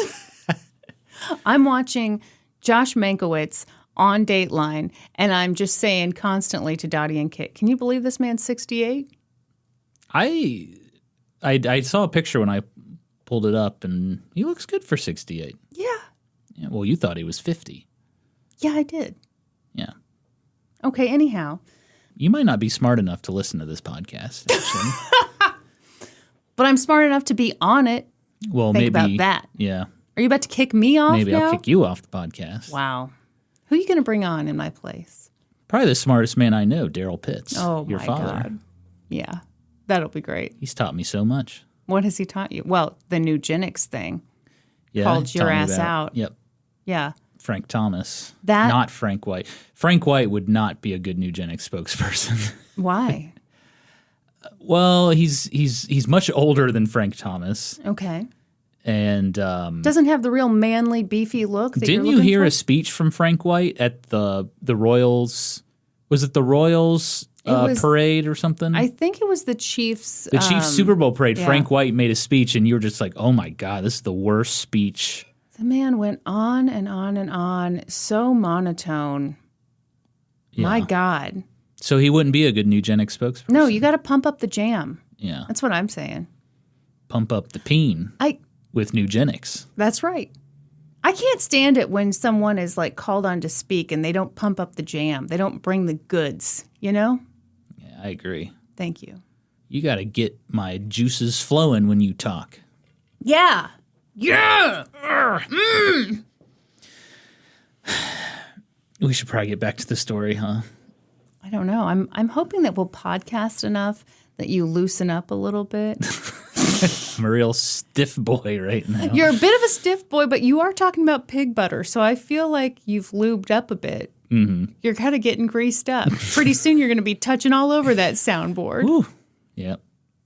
I might just lose it and just start Yeah. going hog wild on these buttons. Yeah, it will be interesting to see how you deal with the weekly feedback from people. I'd like to hear more about Carrie's hotel that Okay. offered pig butter. Yeah. Well, she started bringing in decent money, and she became more confident and independent. You know what? Maybe that's what I need. I need to run a hotel, and then I'll feel better. might. I'll get confidence. Yes. I mean, you would think that having a successful YouTube show might help with the confidence, but no. Take it from me, folks. It absolutely doesn't. If you don't have any confidence and then you get a successful YouTube channel, you still will not have You confidence. still will not have confidence. Correct. Comes from within. Yep. Unfortunately, Carrie still had her bitch-ass husband. And a few years later, He was like, we should move. But he wasn't running the hotel. No, he wasn't doing shit. Yeah. He was like off gallivanting, and then he comes back into town. He's unimpressed with how bossy she has become because she's a boss. Sorry, that's how that She's works. the first one to scream on the track. Thank you. She brings all the pigs to the yard. So yeah, she's got friends. She's got this hotel. She's doing great. And he's like, we should move. Where's he going to want to go now? Richmond, Texas. He has some vague career aspirations. Nothing lined up, mind you. Yeah. But he is the man. So they moved. Mm-hmm. Once again, Carrie ran another hotel. And then they moved again. Yeah. This time to Medicine Lodge, Kansas. Medicine Lodge, really? Yep. Okay. Carrie ran I a think I hotel. vaguely know where that is. Where is it? Southern Kansas, kind of near Wichita. Yeah, so it's out west. Yeah. I was devastated because her home is still standing. It's a museum. And I was like, we should go. And it's like 4 hours away. That's nothing. We don't have that kind of time. We're so busy talking about pig butter. We can't do that on the road. We're starting this pig butter business because, oddly enough, no one's thought of pig butter yet. Yeah. Until now. And we can tell people all want it. Yeah. Your listeners are going to go crazy for pig butter. If you sign up on Patreon, we will send you a tub of pig butter. New tier, $25 a month. We will send you a new stick of pig butter. In the mail. We won't. In the mail, yeah. It'll be in one of those A bubble mailer? one of those bubble mailers. Yeah, Yeah. I like it. You'll know when your pig butter's arrived because it'll be a real greasy bubble mailer. It'll smell real weird. It'll smell. And you'll be like, yes, pig Yeah. butter. There might be a little pile of vomit by your mailbox because the mailman had to drop it off. Are you ready for This month we're doing Italian herbs and cheese pig butter. Oh, gross. Would you like to know the address for their home in Medicine Lodge, Kansas? Yeah. Okay, it's 209 Yep. West Fowler Avenue, Fowler. I know how to spell Fowler. Oh, calm down. You didn't know salmon, so Salmon. salmon. I do feel really stupid about that. I think that's fun, though. Yeah. Yeah, because I calls it like I sees it. It looked like the word salmon, so I called him salmon. Well, and clearly I didn't think anything of it. No, I think that's the fun of podcasting is you're just yourself. Who cares? Oh, what a humble little home. Yeah. And it's basically, is this like in downtown Medicine Lodge? Yeah. It's It's crazy that it's still there. Yeah, and there's a sign out front, Carrie Nation Home. Yeah. And it's like next to a storage. It's right next to the unit, stockade. I think. Yeah. You know, for $50, you can buy a log and then you get your name on a plaque. Well, it says here, Carrie approved. Non-alcoholic drinking water available here. Non-alcoholic drinking water? Yes, that's what the sign says. Well, you know, back in the day, water, like fresh water was so hard to come by. So maybe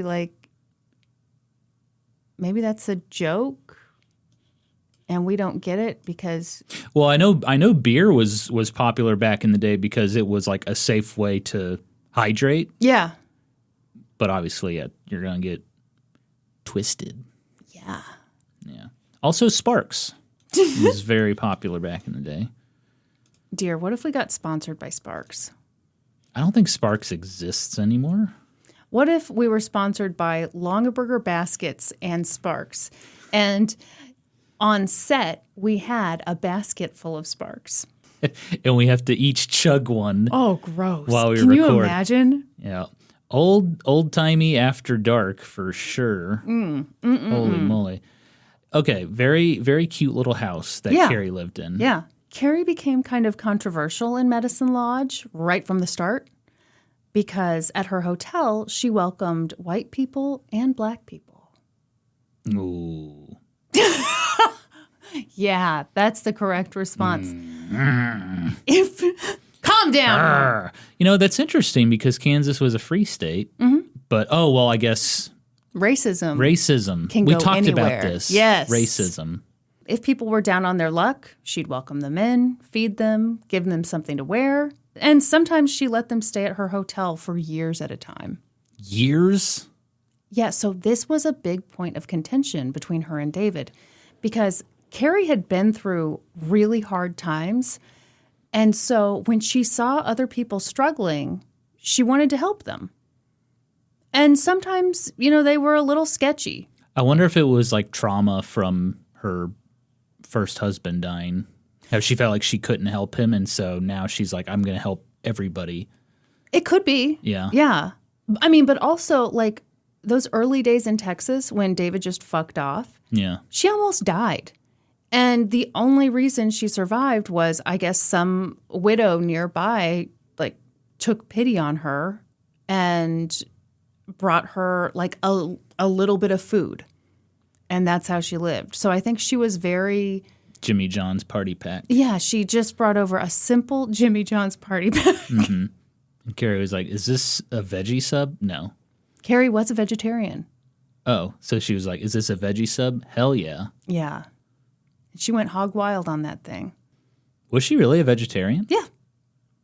Interesting. I respect the hell out of vegetarians. Did you know that? I do know that. It's one of your many areas of shame that you're not a vegetarian. It is, actually. I love how you were trying to hold back like you're not secretly ashamed. Shame. That could be a real theme on this podcast because you and I both have a lot of shame. Mm-hmm. We are both ashamed of not being vegetarians. Yep. Big time. But does the shame prompt us to change? Hell no. Yeah. Sorry for pressing the button, everyone. Don't be... Okay. So Carrie would, give her last dollar to people. Like she told a story in her book about this Catholic priest came to town and he was clearly really down on his luck. Clearly something was going on there. But she felt for him and she had like $2. She gave him the $2. Then come to find out later through the grapevine that some Catholic priest had like stolen 30 grand from his congregation and they booted him out and he was like on the run. So David would get really pissed because first of all, he was bad with money. So he wanted all the money to himself. And then he finds out she's like doing these charitable acts. To these sketchy people too. Well, no, here's the thing. I think some people really needed it. And, like, you can do sketchy stuff and still need some money. That's true. Or some kindness. Actually, a lot of times when you do sketchy stuff, you definitely need money. Yeah. Like, we're knee-deep in this pig butter. We've got to get rid of it somehow. Yeah, and I spent all of our money on this soundboard. Yeah. Yeah. You invested so much in the Hank Hill clip. I have to pay a royalty, like we said, every time I press the button. Oh, my God. If that were true, I would launch you out of a cannon. But then we have to buy a cannon. And that's also expensive. I'm going to trade it in for pig butter. And that's how we get out of this mess. Pig butter, that'll save us. There's always money in the pig butter. You there, sir. You look like someone who would enjoy some pig butter. We can sell it old-timey style from a crate in the town square. Yep. Fresh pig butter here. Mm-hmm. That's more like at a Royals game. We could sell the pig butter at Royals games. Yeah. Ice. No, it wouldn't be cold. Hot and fresh pig butter here. Bubble mailers for a pig butter. Pig butter. Okay. Should we move on? Get your hog lube here. Yo. AKA pig butter. All right. Carrie is a good person, helping people down on their luck. And David is like, hell no, we need that money. Quit giving it to people. Yeah. And maybe charge people to stay at our hotel. Well, she does charge people, but, if they really can't. Yearly rates. Don't you worry. You know what? You sound a lot like David. I'm judging. David also got back to being a minister. Mm-hmm. And things would occasionally get a little tense on Sundays when David would be preaching and Carrie would stop him while he was at the pulpit and be like, what you just said was wrong. Did she actually him? Yeah, because here's the thing. by this point, she kind of thought he was full of shit. She was like, this man's not really that Christian. Yeah, well, I'm super Christian. He freaking abandoned them. Yeah. He sucks. Yeah. Fun fact, Carrie actually got kicked out of 2 churches in Medicine Lodge. And that's partly because Carrie didn't practice Christianity the way other people did it. She thought it was really shitty and hypocritical that people at church would go on and on about, oh, love thy neighbor, be good to other people. But when she befriended the so-called lower class people and brought them to church, the other people would be like, ew, stop it. Jesus didn't love everybody. Oh, my God. Who is with Carrie? Miranda? That was pretty good. You gotta admit Miranda? that was pretty good. We've been watching Sex in the City. Yeah, we have. Yeah. I never watched the show growing up. Bits and pieces. It was a very naughty show when I was a child. Well, yeah. But we've been watching it, and I've concluded that Carrie Bradshaw sucks, and she's a terrible person. You really hate Carrie Bradshaw. Yeah. Samantha should be writing the sex column, not Carrie. No question. Mm-hmm. No question. That is the thing that stands out to me now as an adult. It's like Carrie's a sex columnist who's scandalized by bisexuals. Like very basic things. Yes. And when they're out to lunch and someone's like, have you ever sat on a 10-inch dildo? And Carrie's like, oh my God. I'm not talking about it. We're eating salads right now. I don't kiss and tell. Anyway. She's as bad at being a sex columnist as David is at being a preacher / lawyer / cotton raiser. Carrie Bradshaw is basically Carrie Nation. No, not actually. In any way. Sex and the City would be a better show if Carrie Nation was the main character. That would be hilarious. And she wrote a sex column. And she smashed all the cosmos. Yeah. Okay. Meanwhile, in Medicine Lodge, I couldn't help but wonder what was going on at the saloon next door. I couldn't help but wonder, would anyone buy this pig butter? So there I was, up to my tits in pig butter, all alone in my New York apartment. In my Medicine Lodge ranch. Okay, so one time at the Medicine Lodge Christian Church, the preacher stood up at the pulpit and started talking shit about Carrie's neighbor, calling her out as an adulteress, an open adulteress, Norman. She was open about it? That's what he said. He was like, yeah. If she's open, is she really an adulteress? If she's like, hell yeah, I'm sleeping around. No, that means like she's just being brazen about it. Okay. Yeah, I'm screwing your husband. What are you going to do? Yeah. Like that? Yeah. Okay. But he's like, yeah, it's true. She's cheating on her husband openly, brazenly. With David? No, come. Okay. You're jumping way ahead. You're making this way spicier than it is. Yeah. So yeah, we had to revoke her membership. To the church? Yeah. Which is ridiculous. Did they have like membership cards and stuff? I thought anyone could just go to church. This is how I know you didn't grow up in a church-going household. No, I thought you just go to church. Well, yeah, you can go to church, but like if you're real serious, if you're hardcore church in it, you become a member of the church. Okay. So this woman had become a member, but then she'd evidently put some dude's member in her, and that got her removed from the church. Thank you. Except she didn't mess around with some dude's member. Like all lies. Her asshole husband said this to the minister, and the minister didn't investigate it at all, which even then it's like, okay, so somebody commits adultery, now they can't go to church. That's fucking ridiculous. But anyway, so this minister is saying this, blah, blah, blah, blah, blah, talking shit, and Carrie was just fuming. So Carrie stood up in front of everybody in the middle of the service and was like, shut up, you have no right to say that. So then she starts talking big shit to this guy. She's like, that woman has been a member of this church for 2 years because I brought her here, and none of you assholes ever paid her a visit or had a kind word to say to her. You suck. You suck. Mm-hmm. And the church elders were horrified. The minister was like, get her out of here. And so some of the elders went over and they kind of grabbed her by the arm. Mm-hmm. And her take on this, I think, was basically, because surely they could have dragged her out. Yeah. But she was like, I'm going to make you drag me out. She caused a scene. Yeah. She just wouldn't move. And I guess these dudes were like, okay, well, we're not going to drag her out of the church. So she just sat down in the pew like nothing had happened. And then, after church was over, she got expelled.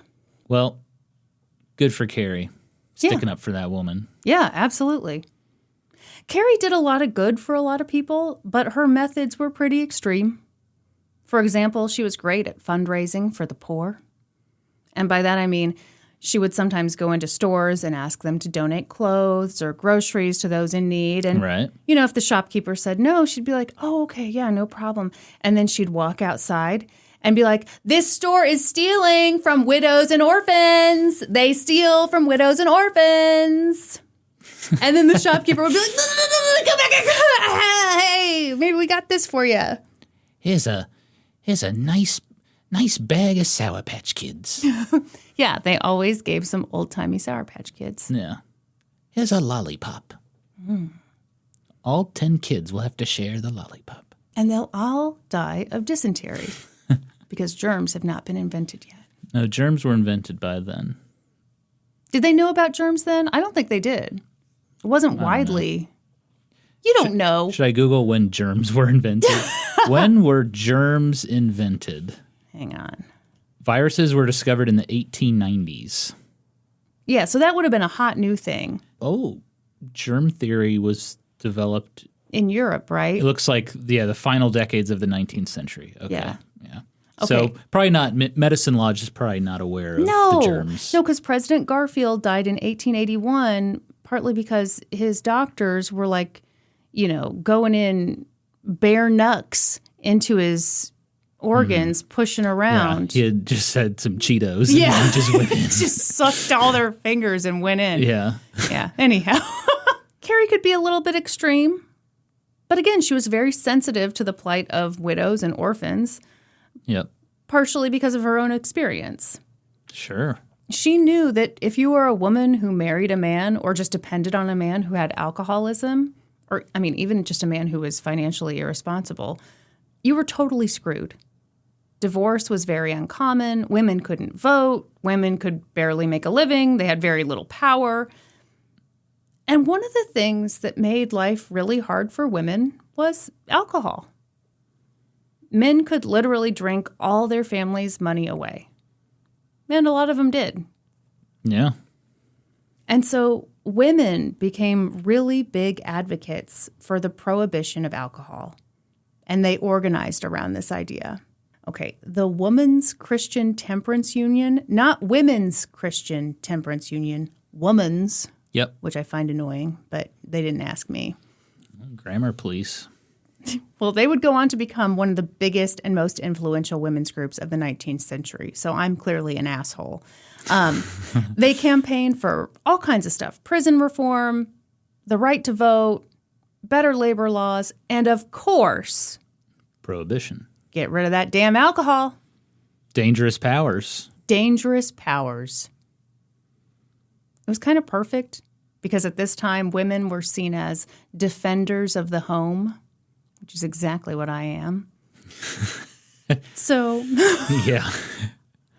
well, that's why I was so outraged by that snake in my yard. That's right. I had to defend this home.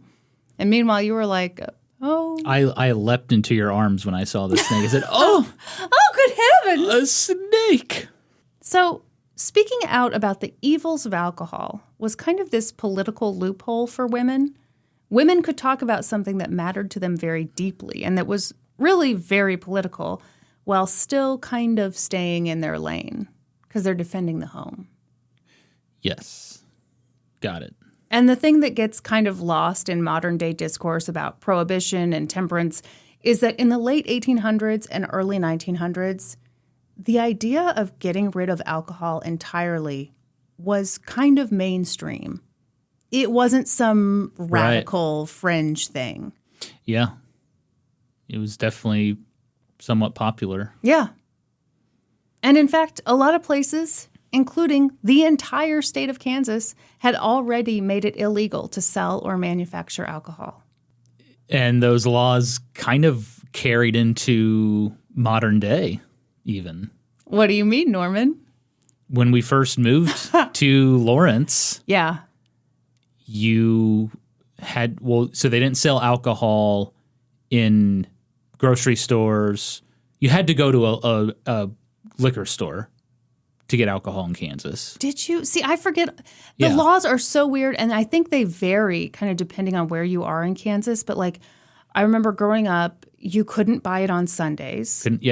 Could not buy it on Sundays. Which is so fucking stupid. Mm-hmm. And I think that's still kind of true. They don't sell it. I think they sell it on Sundays, but it has to be like afternoon or something. Sunday morning you cannot buy And that's alcohol. how they completely stopped drunkenness in Kansas on Sundays. It's a miracle. Yeah, what they're doing. Yeah. And that law was only recently changed. Like only recently has Kansas started selling alcohol and only beer. You can't buy liquor in grocery stores, but you can buy beer in grocery stores. And I think the alcohol level is lower in Kansas. Yeah, it is. Wild stuff. Wild stuff. Wild and crazy Kansas. Meanwhile, in Missouri, across town, you can buy whatever you want. Yes, and that is still true today. Yep. You can buy alcohol literally anywhere in Missouri. In Missouri, it was apparently county by county. You would decide whether you wanted to be dry or wet. Speaking of wet. Yes. Okay, so that state law for Kansas passed in 1881. And, you know, for a while, it was all very like, yeah, we're not drinking. Mm-hmm. But then, you know, the years passed and people were kind of like, are we really not drinking, though? So is this permanent or like? So they referred to this time period as the wet 90s. And that is not a joke. They honestly referred to it as the wet 90s. Sounds hot. Mm-hmm. The 90s are back, baby, and they are wet. Sounds fun. Carrie was very much on board with the temperance movement, so she founded her local chapter of the Woman's Christian Temperance Union, and as part of that work, she became a jail evangelist. She'd go to jail, talk about Jesus, talk to people about why they were in jail, and a fair number of the people she met in jail were people who had alcoholism. So something that kind of gets lost in Carrie Nation's story, or that maybe intentionally gets lost, is that Carrie didn't hate people who struggled with alcoholism. What she hated was the people who profited off of alcohol and the corrupt politicians who had outlawed alcohol, but then turned a blind eye to it being sold all over town. And wow, was it ever sold all over town. Bars and saloons would open at like 8 a.m., and because they were competing with the other bars and saloons, they often started the day by offering men a free drink. At 8 a.m. Get that foot in the door. They offered free, salty lunches. Now that would bring me in. I know it would. A free salty lunch. You get a pretzel Hot Pocket. Ooh. Ooh, okay. With quadruple pepperoni stuffed inside. Oh, God damn. And of course they gave drinks to little boys. Why not? Did they really? Yeah. Was it like Bud Jr.? No, you Budweiser wish. Jr.? You wish. For the little guy? Hook them while they're young. Mm-hmm. And I mean, I was about to say there's no law against what age you have to be, but it's like, well, no, it's supposed to be illegal entirely. But since no one's following the law, yeah, why not give a 12-year-old Mike's Hard Lemonade? Fuck it, why not? Carrie saw what was happening, and she tried to do something about it. She talked to the bailiff at the local jail, and she's like, hey, you know, a lot of these guys are in here because they drink too much. But this is a dry state, so they shouldn't even be able to get their hands on booze in the first place. Yeah, let's bust some heads. Let's get these people selling the alcohol. Yeah, that's exactly what she said. She said, shouldn't the people in jail be the ones who are manufacturing and selling alcohol? Yeah. And the bailiff was like, please go away. It's like, look, lady. Look, lady. I don't even like talking to women, and here I am. So Carrie went to the county attorney, and she made the same argument. She's like, you need to do something about these illegal bars and saloons. You're the fucking county attorney. And the county attorney was like, Look, lady. Please go away. So then she went to Topeka, state capital. She's big timing us. Mm-hmm. And she pled her case to the state attorney general. Naturally. And he was like, it's like, oh, God. Please go away. Please. He's like, so they were just like, I don't want to deal with this. Right. She went to the governor, same thing. They didn't want to deal with it. Mm-hmm. Partly because they were profiting off of all this illegal shit. Yeah, of course. So why would they want to do anything Yeah, about it's like, it? yeah, technically it's illegal, but... They had the best of both worlds because they'd made it illegal. So people were theory, happy. The temperance people should be happy, but also they're making money. Mm-hmm. So, it's way more profitable than pig butter. Just ask us. We know. We are fucked with all this pig butter. No one's signing up for this pig butter tier at damn it. $25. Yeah. We are up to our eyeballs in pig butter. We're like John Brown with his wool factory. Yeah. It smells about the same. Really bad. But we will not lower the price on that tier. I refuse. Yeah, absolutely. We are locked in. Yeah. So Carrie tried talking to the people in power, and they didn't listen. So she tried other methods. She organized marches. She gathered women together, and they sang hymns in front of the illegal saloons. What'd they sing? Oh, you're going to hell because you're drinking. No, I don't know. Something. What a nice little ditty. Thank you. Thank you. She wrote petitions. And yeah, sometimes those efforts paid off. She discovered that if she made a big enough stink, the politicians couldn't ignore her. Mm-hmm. I'm very sorry, Patty. Wow. Well, that's my wife. She beautiful. I'm sorry. Patty, will you bleep that? Isn't she lovely? I'm about to Yeah, bust. Norm, you're a very lucky man. Obviously. It's true, folks. Obviously. Let me tell you what I love about Kristin. Is it the pimples on my butt? Is it the constant belching? Or could it be both? Okay, so here's an example of something she did with her temperance buddies. Okay, so they caught wind that the local druggist was a drinker. Did they have uniforms? They actually had white ribbons. Nice. Thank you for asking. And they wore nothing but the white ribbons. Whoa. Completely nude. JK, that would never have happened. How dare you? Yeah. Okay, so he's a drinker. They're pretty sure. The druggist? The druggist. Is he a pharmacist Yes. or a druggist? It's the same thing. Is It's it? old-timey, yeah. CVS druggery. That's right. Walgreens druggery. So they go in, and the guy's like, "What's up, ladies? Nothing fishy Hey, going ladies. on here." Hey, ladies! I mean, if they walked in naked with only a white ribbon on. They were fully clothed, head to toe. Okay. And they're like, show us your back room, bub. Let's see it. And he did, and Carrie immediately spotted a big barrel. And she went over, sniffed it. Pig butter. It was whiskey. Whiskey, all right. The pig butter covers up the scent of the whiskey. Nothing back here but pig butter, ladies. Just pig butter. It smells terrible. You don't want to come back here. So there's this big tussle as these women grab the barrel and try to take it outside. And then they smashed it in the street. But they secretly bottled up a little bit of it. To take as evidence? Don't worry about what they're doing. Or are they going to drink it? Don't worry about what they're stuffing in their petticoats. Okay. Obviously, the pharmacist took them to court. And he's like, that alcohol was for medicinal purposes. I could see that, but Yes. he's.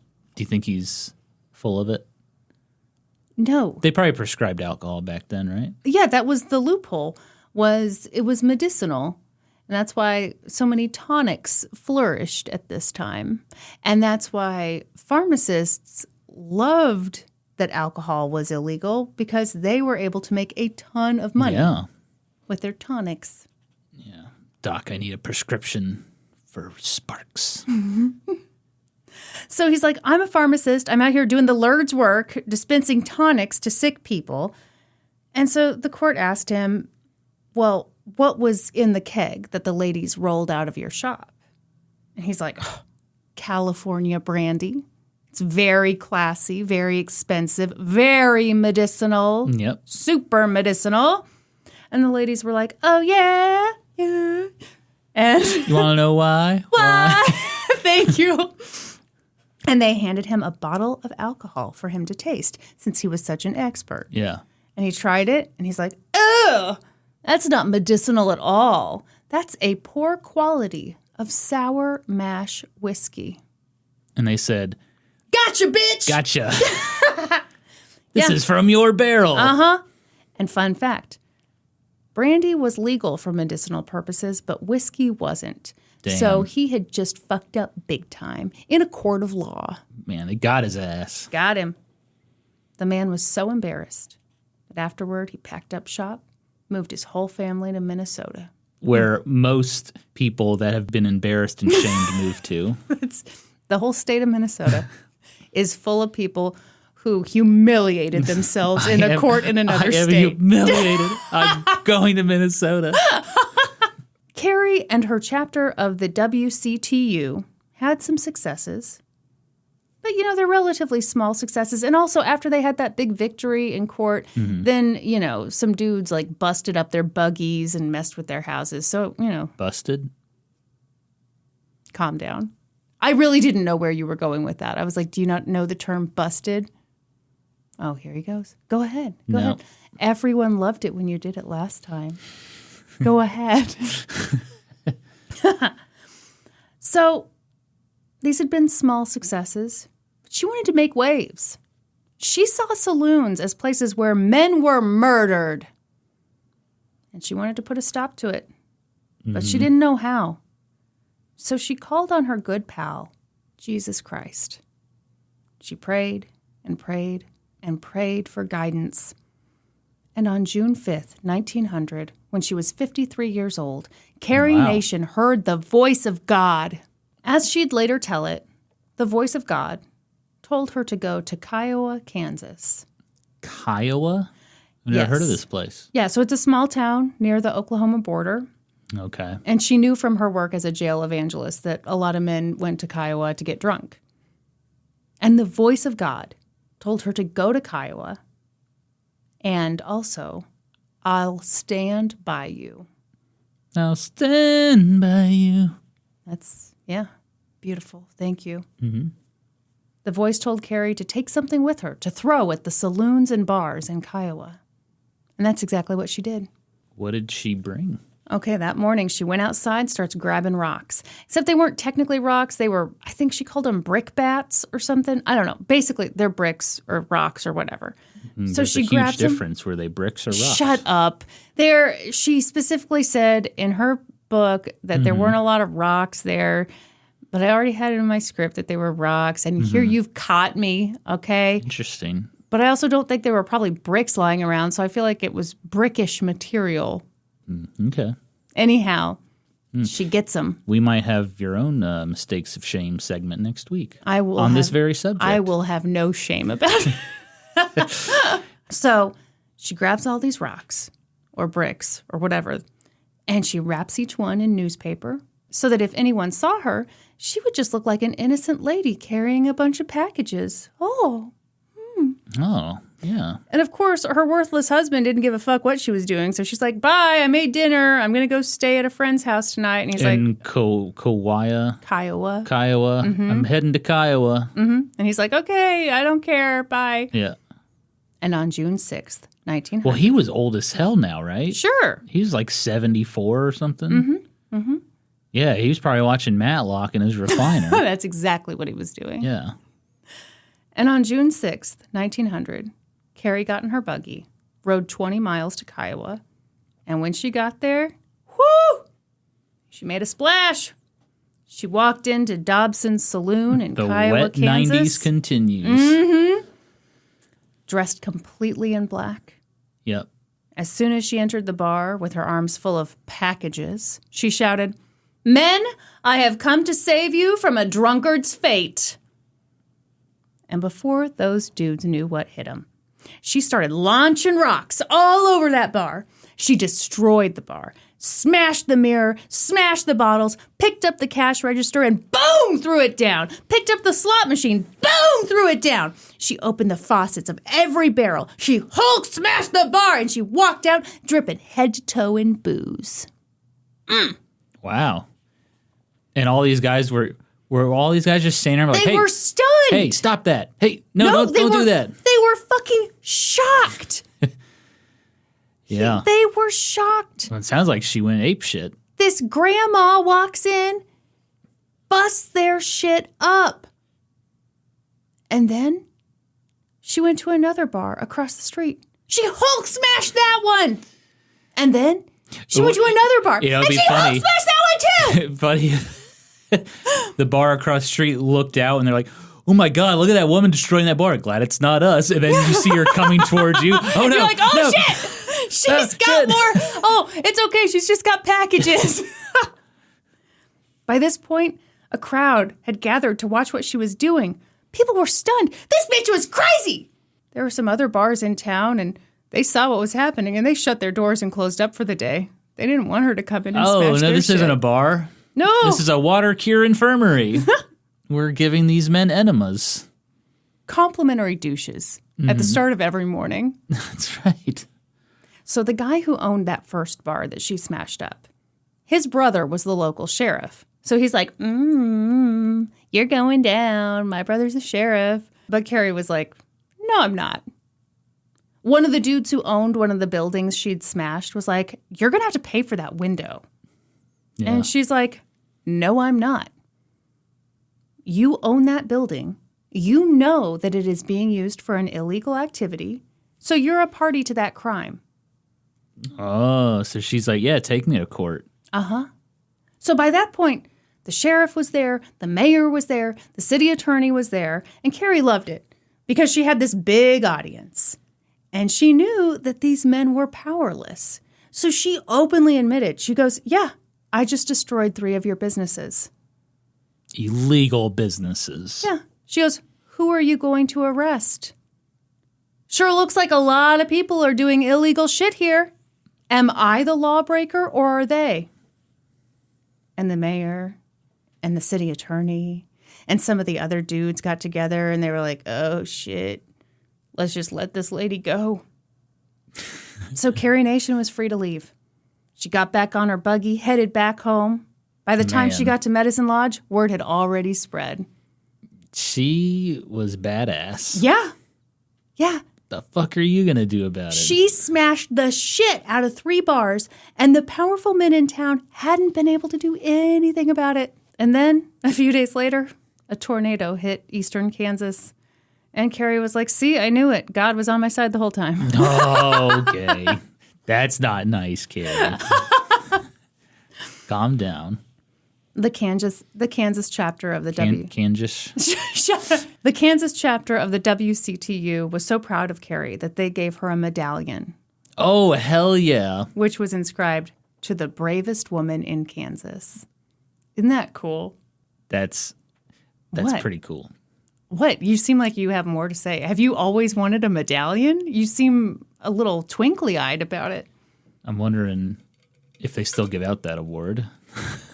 I don't think this organization is still in existence. Fuck. Well, no, maybe it is. Okay. Sorry, Norm. Hang on. Let me look it up. It is still a thing. Oh. Maybe you can start the Kansas chapter. The what? Kansas. I don't live in Kansas. I live in Missouri, the great state of Missouri. Oh, right. Right. Plus, I drink, so She's a hypocrite. a lot of things just adding up here. Sorry I'm late. I was getting smashed. Sorry, ladies. Sorry, ladies. Carrie Nation was in all the papers. And a lot of local bars got shut down. They felt like the writing was on the wall. I said, shit, if she comes here, we're fucked. Mm-hmm. It's worth noting that Carrie Nation wasn't the first woman to smash up a bar. Oh, unoriginal. Yeah, loser. Okay. Who's She's the kind of first? like you with the Simpsons quotes. I know that feel. In 1855, women in Lawrence, Kansas smashed up a saloon. Ooh, 1855? That same year. Wait, what? Oh, go ahead. You were about to say, Let's hear it. What do we know? I was going to say, John Brown was probably Yeah. He was probably hanging like, out. go, ladies, go. Yeah. That same year, 15 women in Illinois smashed a saloon. And the lawyer who got them acquitted was a little-known man named Abraham Lincoln. Oh, yeah? Yes! Lincoln acquitted him? Yeah. See, that Lincoln's a good guy. Not a drinker. So even though Carrie Nation wasn't the first woman to do this, she'd done it alone. And she'd gotten people's attention. And she wanted to keep it. So she smashed more bars and got more famous. And she got arrested a lot. Carrie put law enforcement in a tough spot because if they were going to come down on her, they needed to come down on the bar owners too. And they super didn't want to do that. Hell no. I'm sorry, I feel like I've got a hair in my mouth. I don't think I do. Nope. I'm so glad that We're hearing some good ASMR noises right now. I'm so glad that we're videoing this. Okay, so anyway, after a while, Carrie decided to kick it up a notch. Until this point, she'd attacked a bunch of dive bars. But now, she was ready to attack the fanciest saloon in all the land. And that, of course, was the saloon in the Hotel Carrie in Wichita, Kansas. Ooh, pretty big city. Yep. And this saloon was nice. It had a beautiful glass mirror, incredible woodwork, a mahogany bar, and a massive oil painting of a naked Cleopatra. Whoa. Which Carrie found to be too sexy. She did not like the nudity at all. Because it was too sexy. She felt like the bartenders should be ashamed and think, would they want their mothers up there naked like that? No, they would not. So therefore, you shouldn't be showing a bunch of naked ladies. Although she did think the oil painting was quite beautiful. Look, I respect the art, but like... Yes. Come on. Come on. Quit turning me on with these Yeah. big tits. Whoa. That's what she said. I don't okay? know if Carrie Nation felt that way. At 8 a.m. on December 28th, because, the bar was full, which is ridiculous. At 8 a.m.? 8 a.m. I told you, they start out drinking, they keep drinking, they go on drinking. And all the while, they're looking at a naked Cleopatra. They got free fried pickles. You come in. Oh, that would do December it for me. 28th. Oh, my gosh. Yep. Except I wouldn't be allowed in there unless I was a sex worker. That was the loophole. Yeah.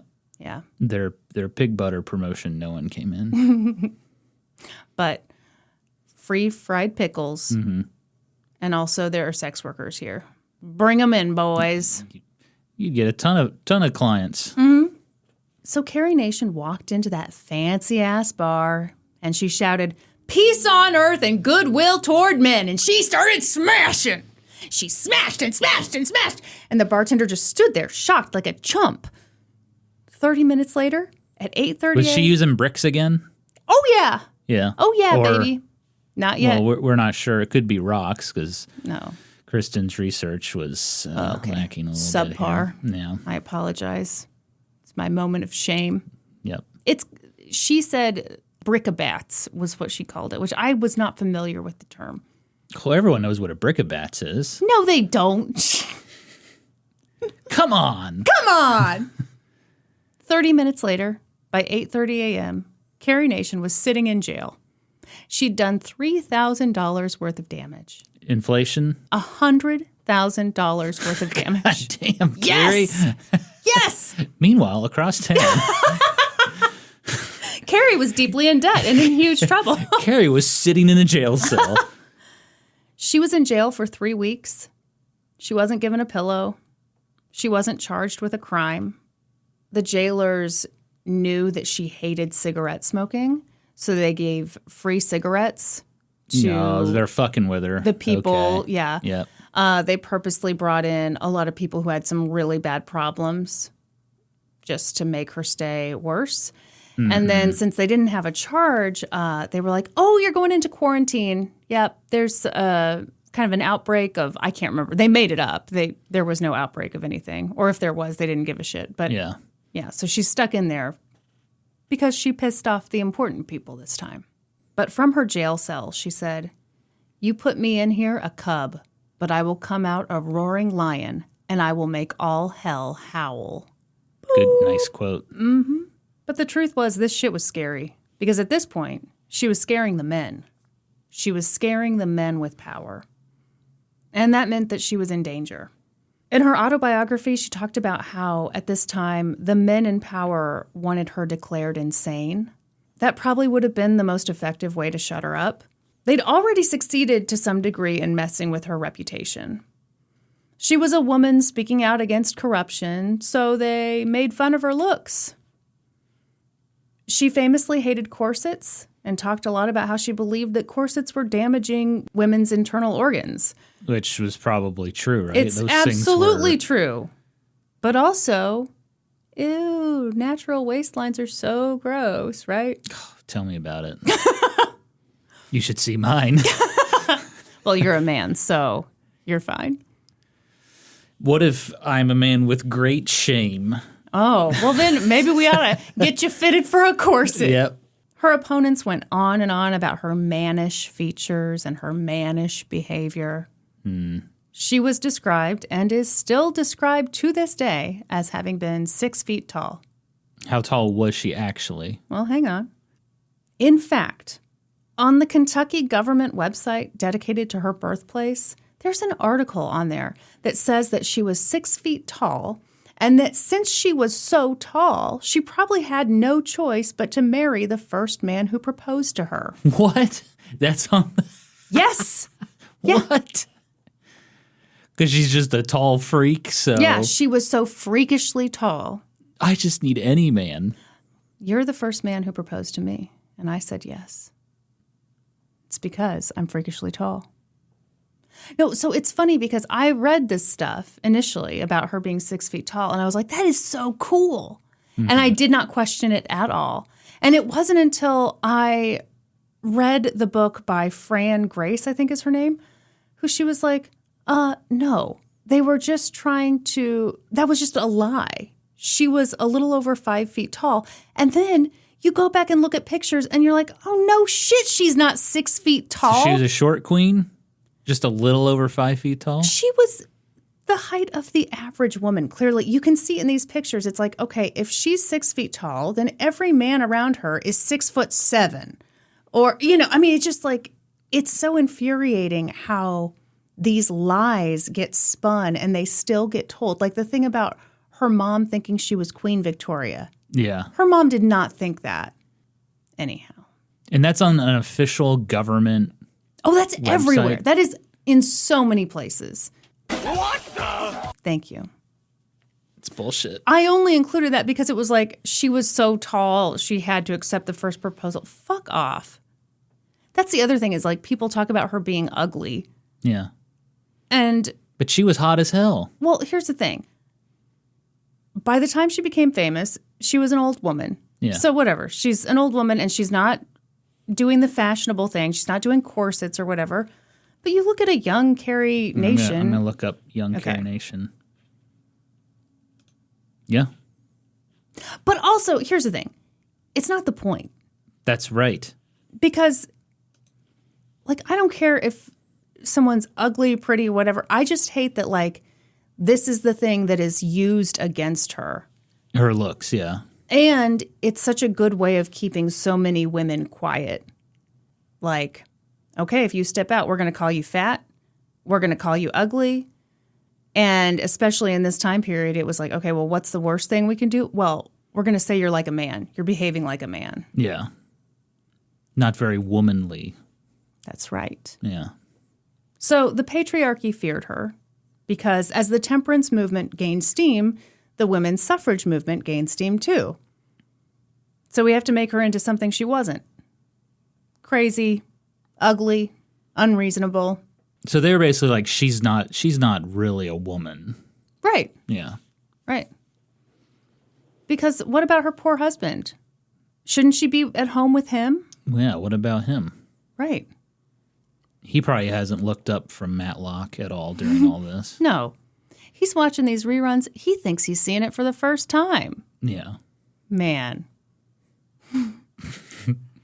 At this point in time, there was no better way to shut a woman up than to have her declared insane. The common story about Carrie's mom is that Carrie's brother had committed her to an insane asylum because she thought she was Queen Victoria. And it could be true that Carrie's mom had mental health problems, but Mary was put in that insane asylum by a son who owed her money.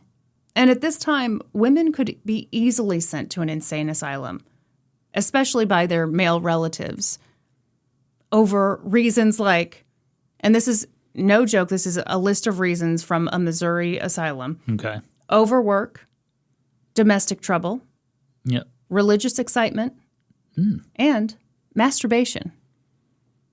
So if they were masturbating, Yeah, lock them up. You're going to the asylum? Yeah. You hate to see it, folks. Yeah. It's scary. Didn't doctors used to, like, I guess it's not technically masturbating They would if the cure doctor. hysteria. Yeah, they give women an orgasm. Yeah. Yeah. Dr. Hubert Montgomery's magic stick. I tell you what. Imagine going, back then it was going to the doctor, you get your medicinal tonic, you get drunk off margaritas, and then the doctor gets you off. What a time. Great Tuesday afternoon. I feel so much less hysterical. Oh, I feel so much better. Thank you, Gosh, that'd doctor. probably be a good episode. Old-timey cures. Well, I'm just thinking about hysteria. You know? Mm-hmm. I'm getting hysterical just thinking about it. Remember, this is a podcast for intellectuals. So let's keep it classy and let's keep it educational. Yeah. Mm-hmm. Okay. Well, I feel like if at some point people feel like they're not focusing enough, then maybe they need to cure their hysteria. Pause the podcast. Cure your hysteria. And then come back to us. And then listen again. I'm about to bust. So the stuff about Queen Victoria. Carrie talked in her autobiography in kind of a disparaging way. Because again, she did not like her mom. She didn't say, I don't like my mom, but we all get the idea. She talked about how her mom liked the finer things. And she liked to be tootled around in a carriage. And it appears that that is the basis for an exaggeration that her mother thought she was Queen Victoria. Because she liked the finer things in life and liked to tootle around in a carriage?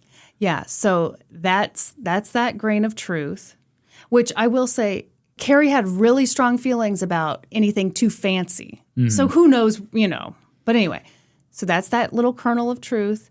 And then she was written about by all these men over the years, men who's, honest to God, one guy was like, yeah, she only did all this stuff because of menopause. Oh, dear God. Fucking ridiculous. So anyway, so her mom had been placed in an insane asylum, and she had died in that asylum. And now, like 10 years later, Carrie was dealing with this looming threat that she'd be declared insane too. So she started writing editorials, trying to prove she wasn't insane. A lot of credit is given to her husband, David, for being the one to get her out of jail. And yeah, I mean, he did. He was a lawyer. Barely. And a lifeguard. And a newspaper guy. Longer burger salesman. He showed up with baskets full of Bibles. Herbalife. Yep. What else? Okay, but here's the thing. Reading between the lines, this is just me talking. Shaved ice. Shut up. She talked in her autobiography about how men came to meet her in jail talking about how they wanted to take her on the lecture circuit. They wanted to put her on stage. Yeah. These guys saw dollar signs. Right. My personal opinion is that when she finally did agree to let one of these men be her manager, that's kind of the thing that helped keep her out of jail and out of the asylums. And I don't know. I just feel like, first of all, she did have powerful friends. She had a lot of people who were very supportive of what she was doing. So she'd had this trial earlier where they tried to declare her insane, and that was a no-go. But yeah, I just have this feeling that especially, obviously these men are worried about their money and what's going to happen if we get rid of booze and blah, blah, blah. But now there are these other guys who are like, ooh, I could make money off of you by putting you on the lecture circuit. Why don't I pay some people off? Again, this is just me talking. Yeah. But I am a very tall woman. So you should probably listen to me and be afraid. It really explains why you were into me, because I was just the first guy you stumbled upon. You were the first guy who showed an interest. Not true. That is not true at all. Look at me. Just look at her. Just look at me. Just look at her. We have video now. Just look at her, Just folks. look at me. At any rate, David picks her up from jail. By this point, he's pretty humiliated by her antics because he turned off the matlock. He realizes she's super famous now. They're getting into these fights because he's like, you're famous now. Make some money. And she's like, I will make money and I'll give it to the poor. Yep. And he's like, she God said, damn I'm not it. about that money. So he kind of mumbles sarcastically, next time you do this, you should use a hatchet. And she's like, great idea, David. That's exactly what I'll do. Oh, shit. So she went out, smashed up another bar, and when she did, she famously used a hatchet. Nice. It was around this time, in 1901, that David divorced her. They'd been married for 29 years. He felt his manhood threatened. Yeah, absolutely. Carrie knew they didn't love each other. She knew they didn't have a good marriage, but she was surprised and humiliated by the divorce. Divorce back then, common? Not so common? Not common at all. Yeah. Yeah. And yeah, I guess it would be, in society, it was kind of a embarrassing thing to get divorced. Oh, yeah. Yeah. Especially because she's made to look like the bad guy. She was not being a true woman. Yeah. Too tall. Too tall to be a woman. Mm-hmm. The Carrie Nation story. Too tall. David claimed in their divorce papers that she deserted him. Oh, bullshit. He complained, I married this woman because I needed someone to run my house. And everyone was like, yeah, that makes sense. There's nothing wrong with that. He's the one that went off in Texas and was like, I'll He's be a right douche. back. And then he left. He's a total douche. He also tried to charge her with cruelty in the divorce. But the thing was, Carrie Nation had helped so many people and been so good to so many people that did not fly. Even though the people in power didn't like her, there were enough people who would stand up for her that just didn't work. Yeah. But Carrie's opponents loved that she'd gotten divorced. A silent film came out titled Why Mr. Nation Wants a Divorce. It was produced by Thomas Edison, by the way. He produced many films Yeah. back in the day because he invented the film player thingy, right? We can't be more specific than that. Yes. In this film, which I watched, a man is trying to take care of a baby. Can you imagine? And he's doing a terrible job because, man. And then his big manly wife gets home, catches him taking a sippy sip of alcohol, and she spanks his butt. She spanks him? Yeah. Well, I kind of want to watch this. Yeah, it's super sexist and stupid. Can we watch it? Is it on YouTube? Yeah, I or watched it on something? YouTube. That's crazy. Uh-huh. You know, we thought during our Mistakes of Shame segment that we would give spankings for every mistake we made. Yeah. I still want to spank you for all the mistakes you made on camera. I am wearing my gray shorts today. I don't know if you want to spank me. in the I gray saw shorts. you wearing those. I was like, my God. Everyone, he's wearing his gray I almost called them sweatpants shorts. They're sweat shorts. And they have permanent stains on them. They're not stains. Worn threading. That's all. Very comfortable. It looks like jizz. What a price to pay for saving the earth. Okay. He's a hero, everyone. Thank you. Yep. Carrie suspected that David had been pressured to divorce her and that perhaps her opponents thought that if she was divorced, she'd be less able to carry out her fight against alcohol. But they were wrong. She took the proceeds from her divorce with David and bought a big-ass house in Kansas City, Kansas, which she turned into a home for drunkards' wives and mothers. Do we have the address? I do, but it's not there anymore. What's there now? Just houses. Pizza Ranch. So the address, if you want it, is 738 Grandview Boulevard. Grandview Boulevard. Kansas City, Kansas. The last I could find was in 1922, and there was an article in the paper saying they were going to do some renovations. And then I couldn't find anything about it. Yeah, it looks like a neighborhood. Yeah. Yep. The wild thing about that is people look back on that now and it's like, well, that's one of the first domestic violence shelters. That's incredible that she did that. Yeah. By this point, Carrie Nation was super famous, and people tend to think that she just cared about alcohol, but she actually hated a ton of shit. For example, I hate many things. Yeah. She also hated smoking. Yep. Oftentimes, when she saw a man smoking on the street, she'd go up to him, yank the cigar out of his mouth, throw it on the ground, and stomp on it. Okay, well, that's a little too far, Carrie. Well, I mean, she took a hatchet to saloons, so she's not a subtle lady. Yeah. She took great pleasure in telling smokers how smelly they were. That's great. She also hated fashion. It was all vanity.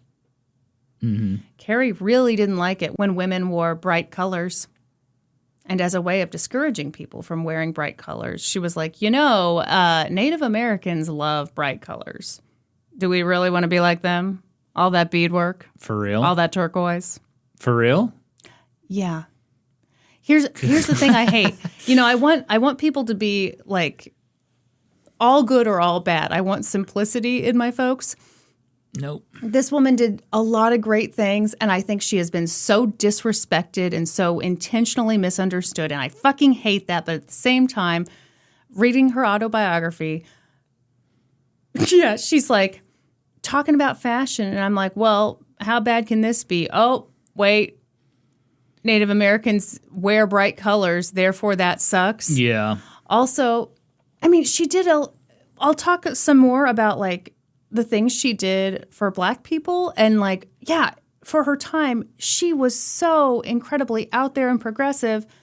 But at the same time, she was like, the real problem is that Black folks are bitter now because they're trying to get on the same social standing as white people. And they should just stop that and kind of go back to how it was in slavery times. Go back to those attitudes. And it's like, good God, What? Carrie, fuck off. Yeah. Go back into slavery? Not back into slavery, but she was like back into how they were in those times. And it's like, bitch, you mean how they were when people were terrified that you were going to sell their children out from under them? You want that? Yeah. Like most people's lives, they're very complex. So yeah, Carrie Nation Yeah. wasn't. I'm just saying I'm a simple woman. You want all good. I want all good or all bad. That's right. Anyway. See, with me, you got all good. I've never done anything wrong. Oh, really? Yeah, except the soundboard fiasco. Exactly. And the Frank White fiasco. Let's never forget that. Shame. Anyhow, Carrie kept smashing bars with her hatchet. She smashed up bars on 12th Street in Kansas City, Missouri. She was arrested again and again and again. Do we know where in Kansas City, Missouri she was smashing? I mean, Hulk smashing? on 12th Street downtown. Okay. I could have looked that up. I'm very sorry. Oh, that's right. When we were out to lunch the other day, you were asking me where 12th Street was. Yeah. And I was like, why do you need to know that? And I was like, no worries. No reason. Worry about it. Oh, my God.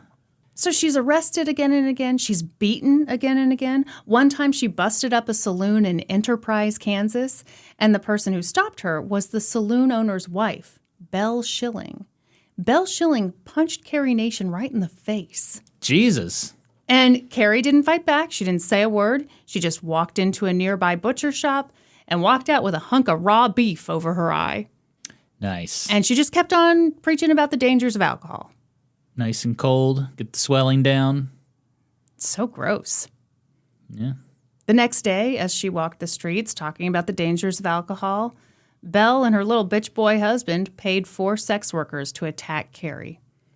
They beat her with sticks and whips. They kicked her into the gutter. They pulled out her hair. And the only reason this stopped was because Belle's mother was there, and she was like, okay, you have to stop. This is ridiculous. Yeah, you're going to murder her? Yeah. A bartender in Kentucky smashed her over the head with a chair. She received death threats. One bartender held a gun on her, and she said, "I'm not afraid of your gun. Maybe it would be a good thing for a saloon keeper to kill Carrie Nation." She knew her power. She did. She knew. She was also kind of funny, so she could diffuse situations a bit. Yeah. She was also very inspired by John Brown. Who? He'd become a martyr. Spoiler alert for next week's episode. Jesus. And she wondered if being murdered would make her a martyr too. Fair. Part of the reason that we still know Carrie Nation's name today is that she was a marketing genius. She sold little pins in the shape of hatchets. She sold photos of herself, and in every photo she held a hatchet in one hand and a Bible in the other. She went on the lecture circuit, and when she spoke at churches where Black people weren't welcome, she was like, "Okay, but you're going to make an exception today. And if that makes you uncomfortable, you can leave." Damn right. And people did leave. And they were really pissed about it. Oh. She published a newsletter called The Smasher's Mail. She published a newspaper called The Hatchet. That's a good name. Fun fact, she co-owned The Smasher's Mail with a guy named Nick Childs, and Nick Childs was a Black businessman and politician who, oopsies, ran a saloon. So, yeah. Awkward. They only put out 3 issues before they got into a big fight and stopped running the business Wait together. a second. Yes. Well, I got to go to my other job at the saloon. Wait a minute. She even changed the spelling of her name from Carrie, Carrie, to Carry, so that her name would be Carrie Amelia Nation, a.k.a. Carrie A. Nation, as in carry a nation for Prohibition. And then she trademarked her own name because she was a business cat. This is very business cat-like activity. Yes. Next, you're going to tell me she has a podcast. She totally would have. She would have. She inspired people. People participated in the hatchetations with her. That's what she called them. And they did their own hatchetations. She had lots and lots of supporters. And the laws in Kansas became stronger against alcohol. And that's... we don't want Carrie showing up to our bar. Yeah. Even though she didn't have the right to vote, Carrie did have political power. Politicians were afraid of her and her army of home defenders. She became infamous. Bars began posting signs that read, "All nations are welcome except Carrie." Some of her publicity stunts didn't go over well. She did the vaudeville circuit. She played music halls in England. And people mostly showed up to mock her and throw eggs at her. That's sad. People were always making fun of her. But she was pretty quick, and she wasn't always the butt of the joke. Once, a physician tried to convince her that alcohol was totally harmless, like actually kind of good for you. I've heard this before. And instead of arguing with him, she's like, "Oh, okay." And she went and got a case of beer. And she chugged a bottle, picked up another bottle, chugged it, picked up another bottle, chugged it. And the doctor was like, "Whoa, whoa, whoa, whoa, stop. You're going to get alcohol poisoning." And she goes, "What? I thought this was supposed to be good for me." Checkmate. Did she actually chug actual beer? Yes, Wow. to prove a point. Excellent. That's the thing. She wasn't she didn't freak out Yeah. at the sight of alcohol. Well, she did smash it all. She kind of did freak out at the sight of alcohol. Another time she suspected that a bar owner was trying to use her to drum up business. So he'd brag to her about his big, expensive mirror that he had in his bar, like, "Oh, it'd be a shame if something happened to it." Mm-hmm. And he invited her to come see it. And when she came to the bar, "Oh, look, a bunch of reporters are there. Oh, She a bunch knew of people it are was a there." stunt. And she's like, "This motherfucker thinks I'm stupid. He wants me to smash that mirror so he can keep it as a souvenir." Yep. So she got up on his bar and acted like she was going to smash the mirror. And instead, she just talked to the crowd about the dangers of alcohol, and she smashed up all of his booze. All of his profits. Yeah. Yeah. Carrie Nation is often characterized as this nutty woman who went flying off the handle over alcohol. And it's true that she was very extreme. But her methods were more understandable in the context of what life was like back then and in the context of what little power women had back then. Yep. She famously told politicians, "You refused me the vote. I had to use the rock." Ooh, she's got some great quotes. Yes, she was very intelligent. And it was true. She always tried to talk to the politicians first. And yeah, when they ignored her, she started smashing. Smash it. Later in life, Carrie moved to Eureka Springs, Arkansas. Ooh. Love it. Lovely little town. She never stopped advocating for the prohibition of alcohol. In fact, in Eureka Springs, she bought a home big enough that it could house herself and several women who'd lost their homes due to their husband's alcoholism. Mm-hmm. And she died shortly after giving a speech in Eureka Springs. Her last words on stage were, "I have done what I could." And she collapsed. Man, it's like in a movie. Yeah. She was rushed to a hospital in Leavenworth, Kansas, which is nuts to me because that is a very far way to go, especially in those times. Wait. She collapsed On stage. in Eureka Springs. Yeah. And taken to Leavenworth? Yeah. There's no way. Okay. You can argue with, well, there is a chance I got it wrong and I'll have to go into the corner. Die of on the shame. way. Yeah, probably. Were cars around yet? No, this was like 1911. Even by car, that would take a while. Yeah. Back then. It'd take a while today. Yeah, you might be owning up to some mistakes of shame next week on this. But anyway. Wow. Anyhow, rushed to Leavenworth, Kansas, and she died there on June 9th, 1911. She was 64 years old. Carrie Nation was buried in Belton, Missouri, next to her parents. And for several years, her grave was just marked by a piece of painted wood. Painted wood? Yeah. That would rot so quickly. Yeah. But in 1924, the Women's Christian Temperance Union erected a gravestone for her that read, "Faithful to the cause of prohibition, she hath done what she could." She hatch done what she could. They totally missed that opportunity. Okay, so I'd like to close with a quote from the historian Mark Lawrence Schrad. He wrote, "By playing up her eccentricities, mocking her femininity, fundamentally misconstruing her religious beliefs, and laughing off her convictions, historians have made Carrie Nation a paper cutout of the temperance movement, easily crumpled up and thrown away, without ever needing to consider that her grievances actually had merit." And that is the story of Carrie Nation. Oh, thank you. Excellent job. I am fascinated by her. Well, like I said, I think most people know her as, the lady that smashed the bars. Yeah. But and she's kind of a laughingstock. yeah. But yeah, now we understand her life. Yeah. What she went through. I didn't know about her first husband.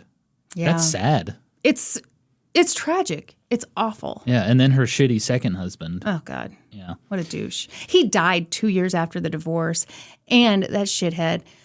And she even paid for his gravestone. She is a bigger person than I am. I would not have done that. Yeah. Yeah. I would have said, rot in the ground, you scoundrel. Yeah. Here's a piece of painted wood. No, I'm a non-threatening boy. I probably would have just been like, oh, that's too bad. I'm going to eat this Hot Pocket with quadruple pepperoni. So this pretzel Hot Pocket and not say a thing. Yeah. Yeah. Very interesting.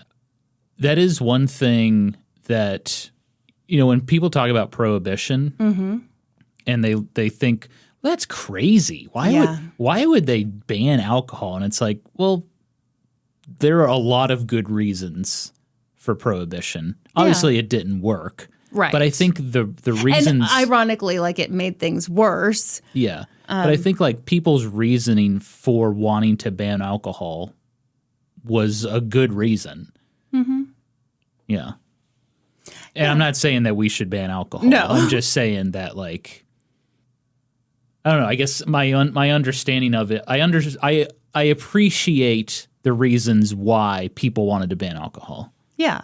Yeah. It's funny. I tried to write this out, and then I felt like I couldn't write it well. So let's see if I can say it. Okay. But it's like, okay, at this time period, especially knowing that women were this big driving force behind this movement, it's like, okay, well, to me, the bigger solution is that everybody's equal and that anybody can go get a job to support their family. Yeah. And that there's access to medical care for somebody who has, a disease. Also, divorce is okay. So if you need to get divorced from someone, you can. And you can still hold your property. You can still have custody of your kids. All this stuff. Like, that's what you really want. Like, that's Right. the bigger solution. Right. But you can't start from having jack shit for rights to all of a sudden getting there. So it does kind of make sense to me that, yeah, in the context of that society, well, the solution is just get rid of the alcohol. Yeah. Yeah.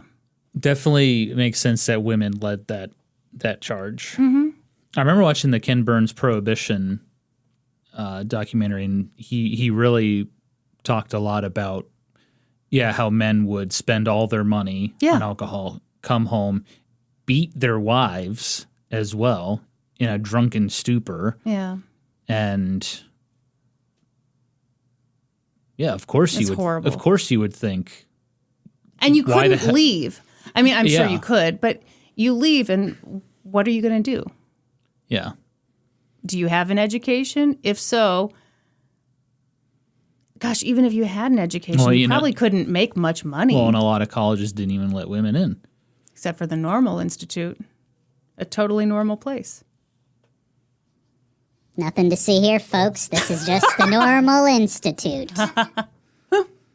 Or Oberlin College.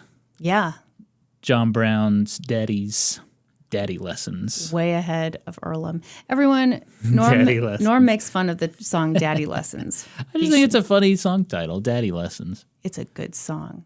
I believe you. All right.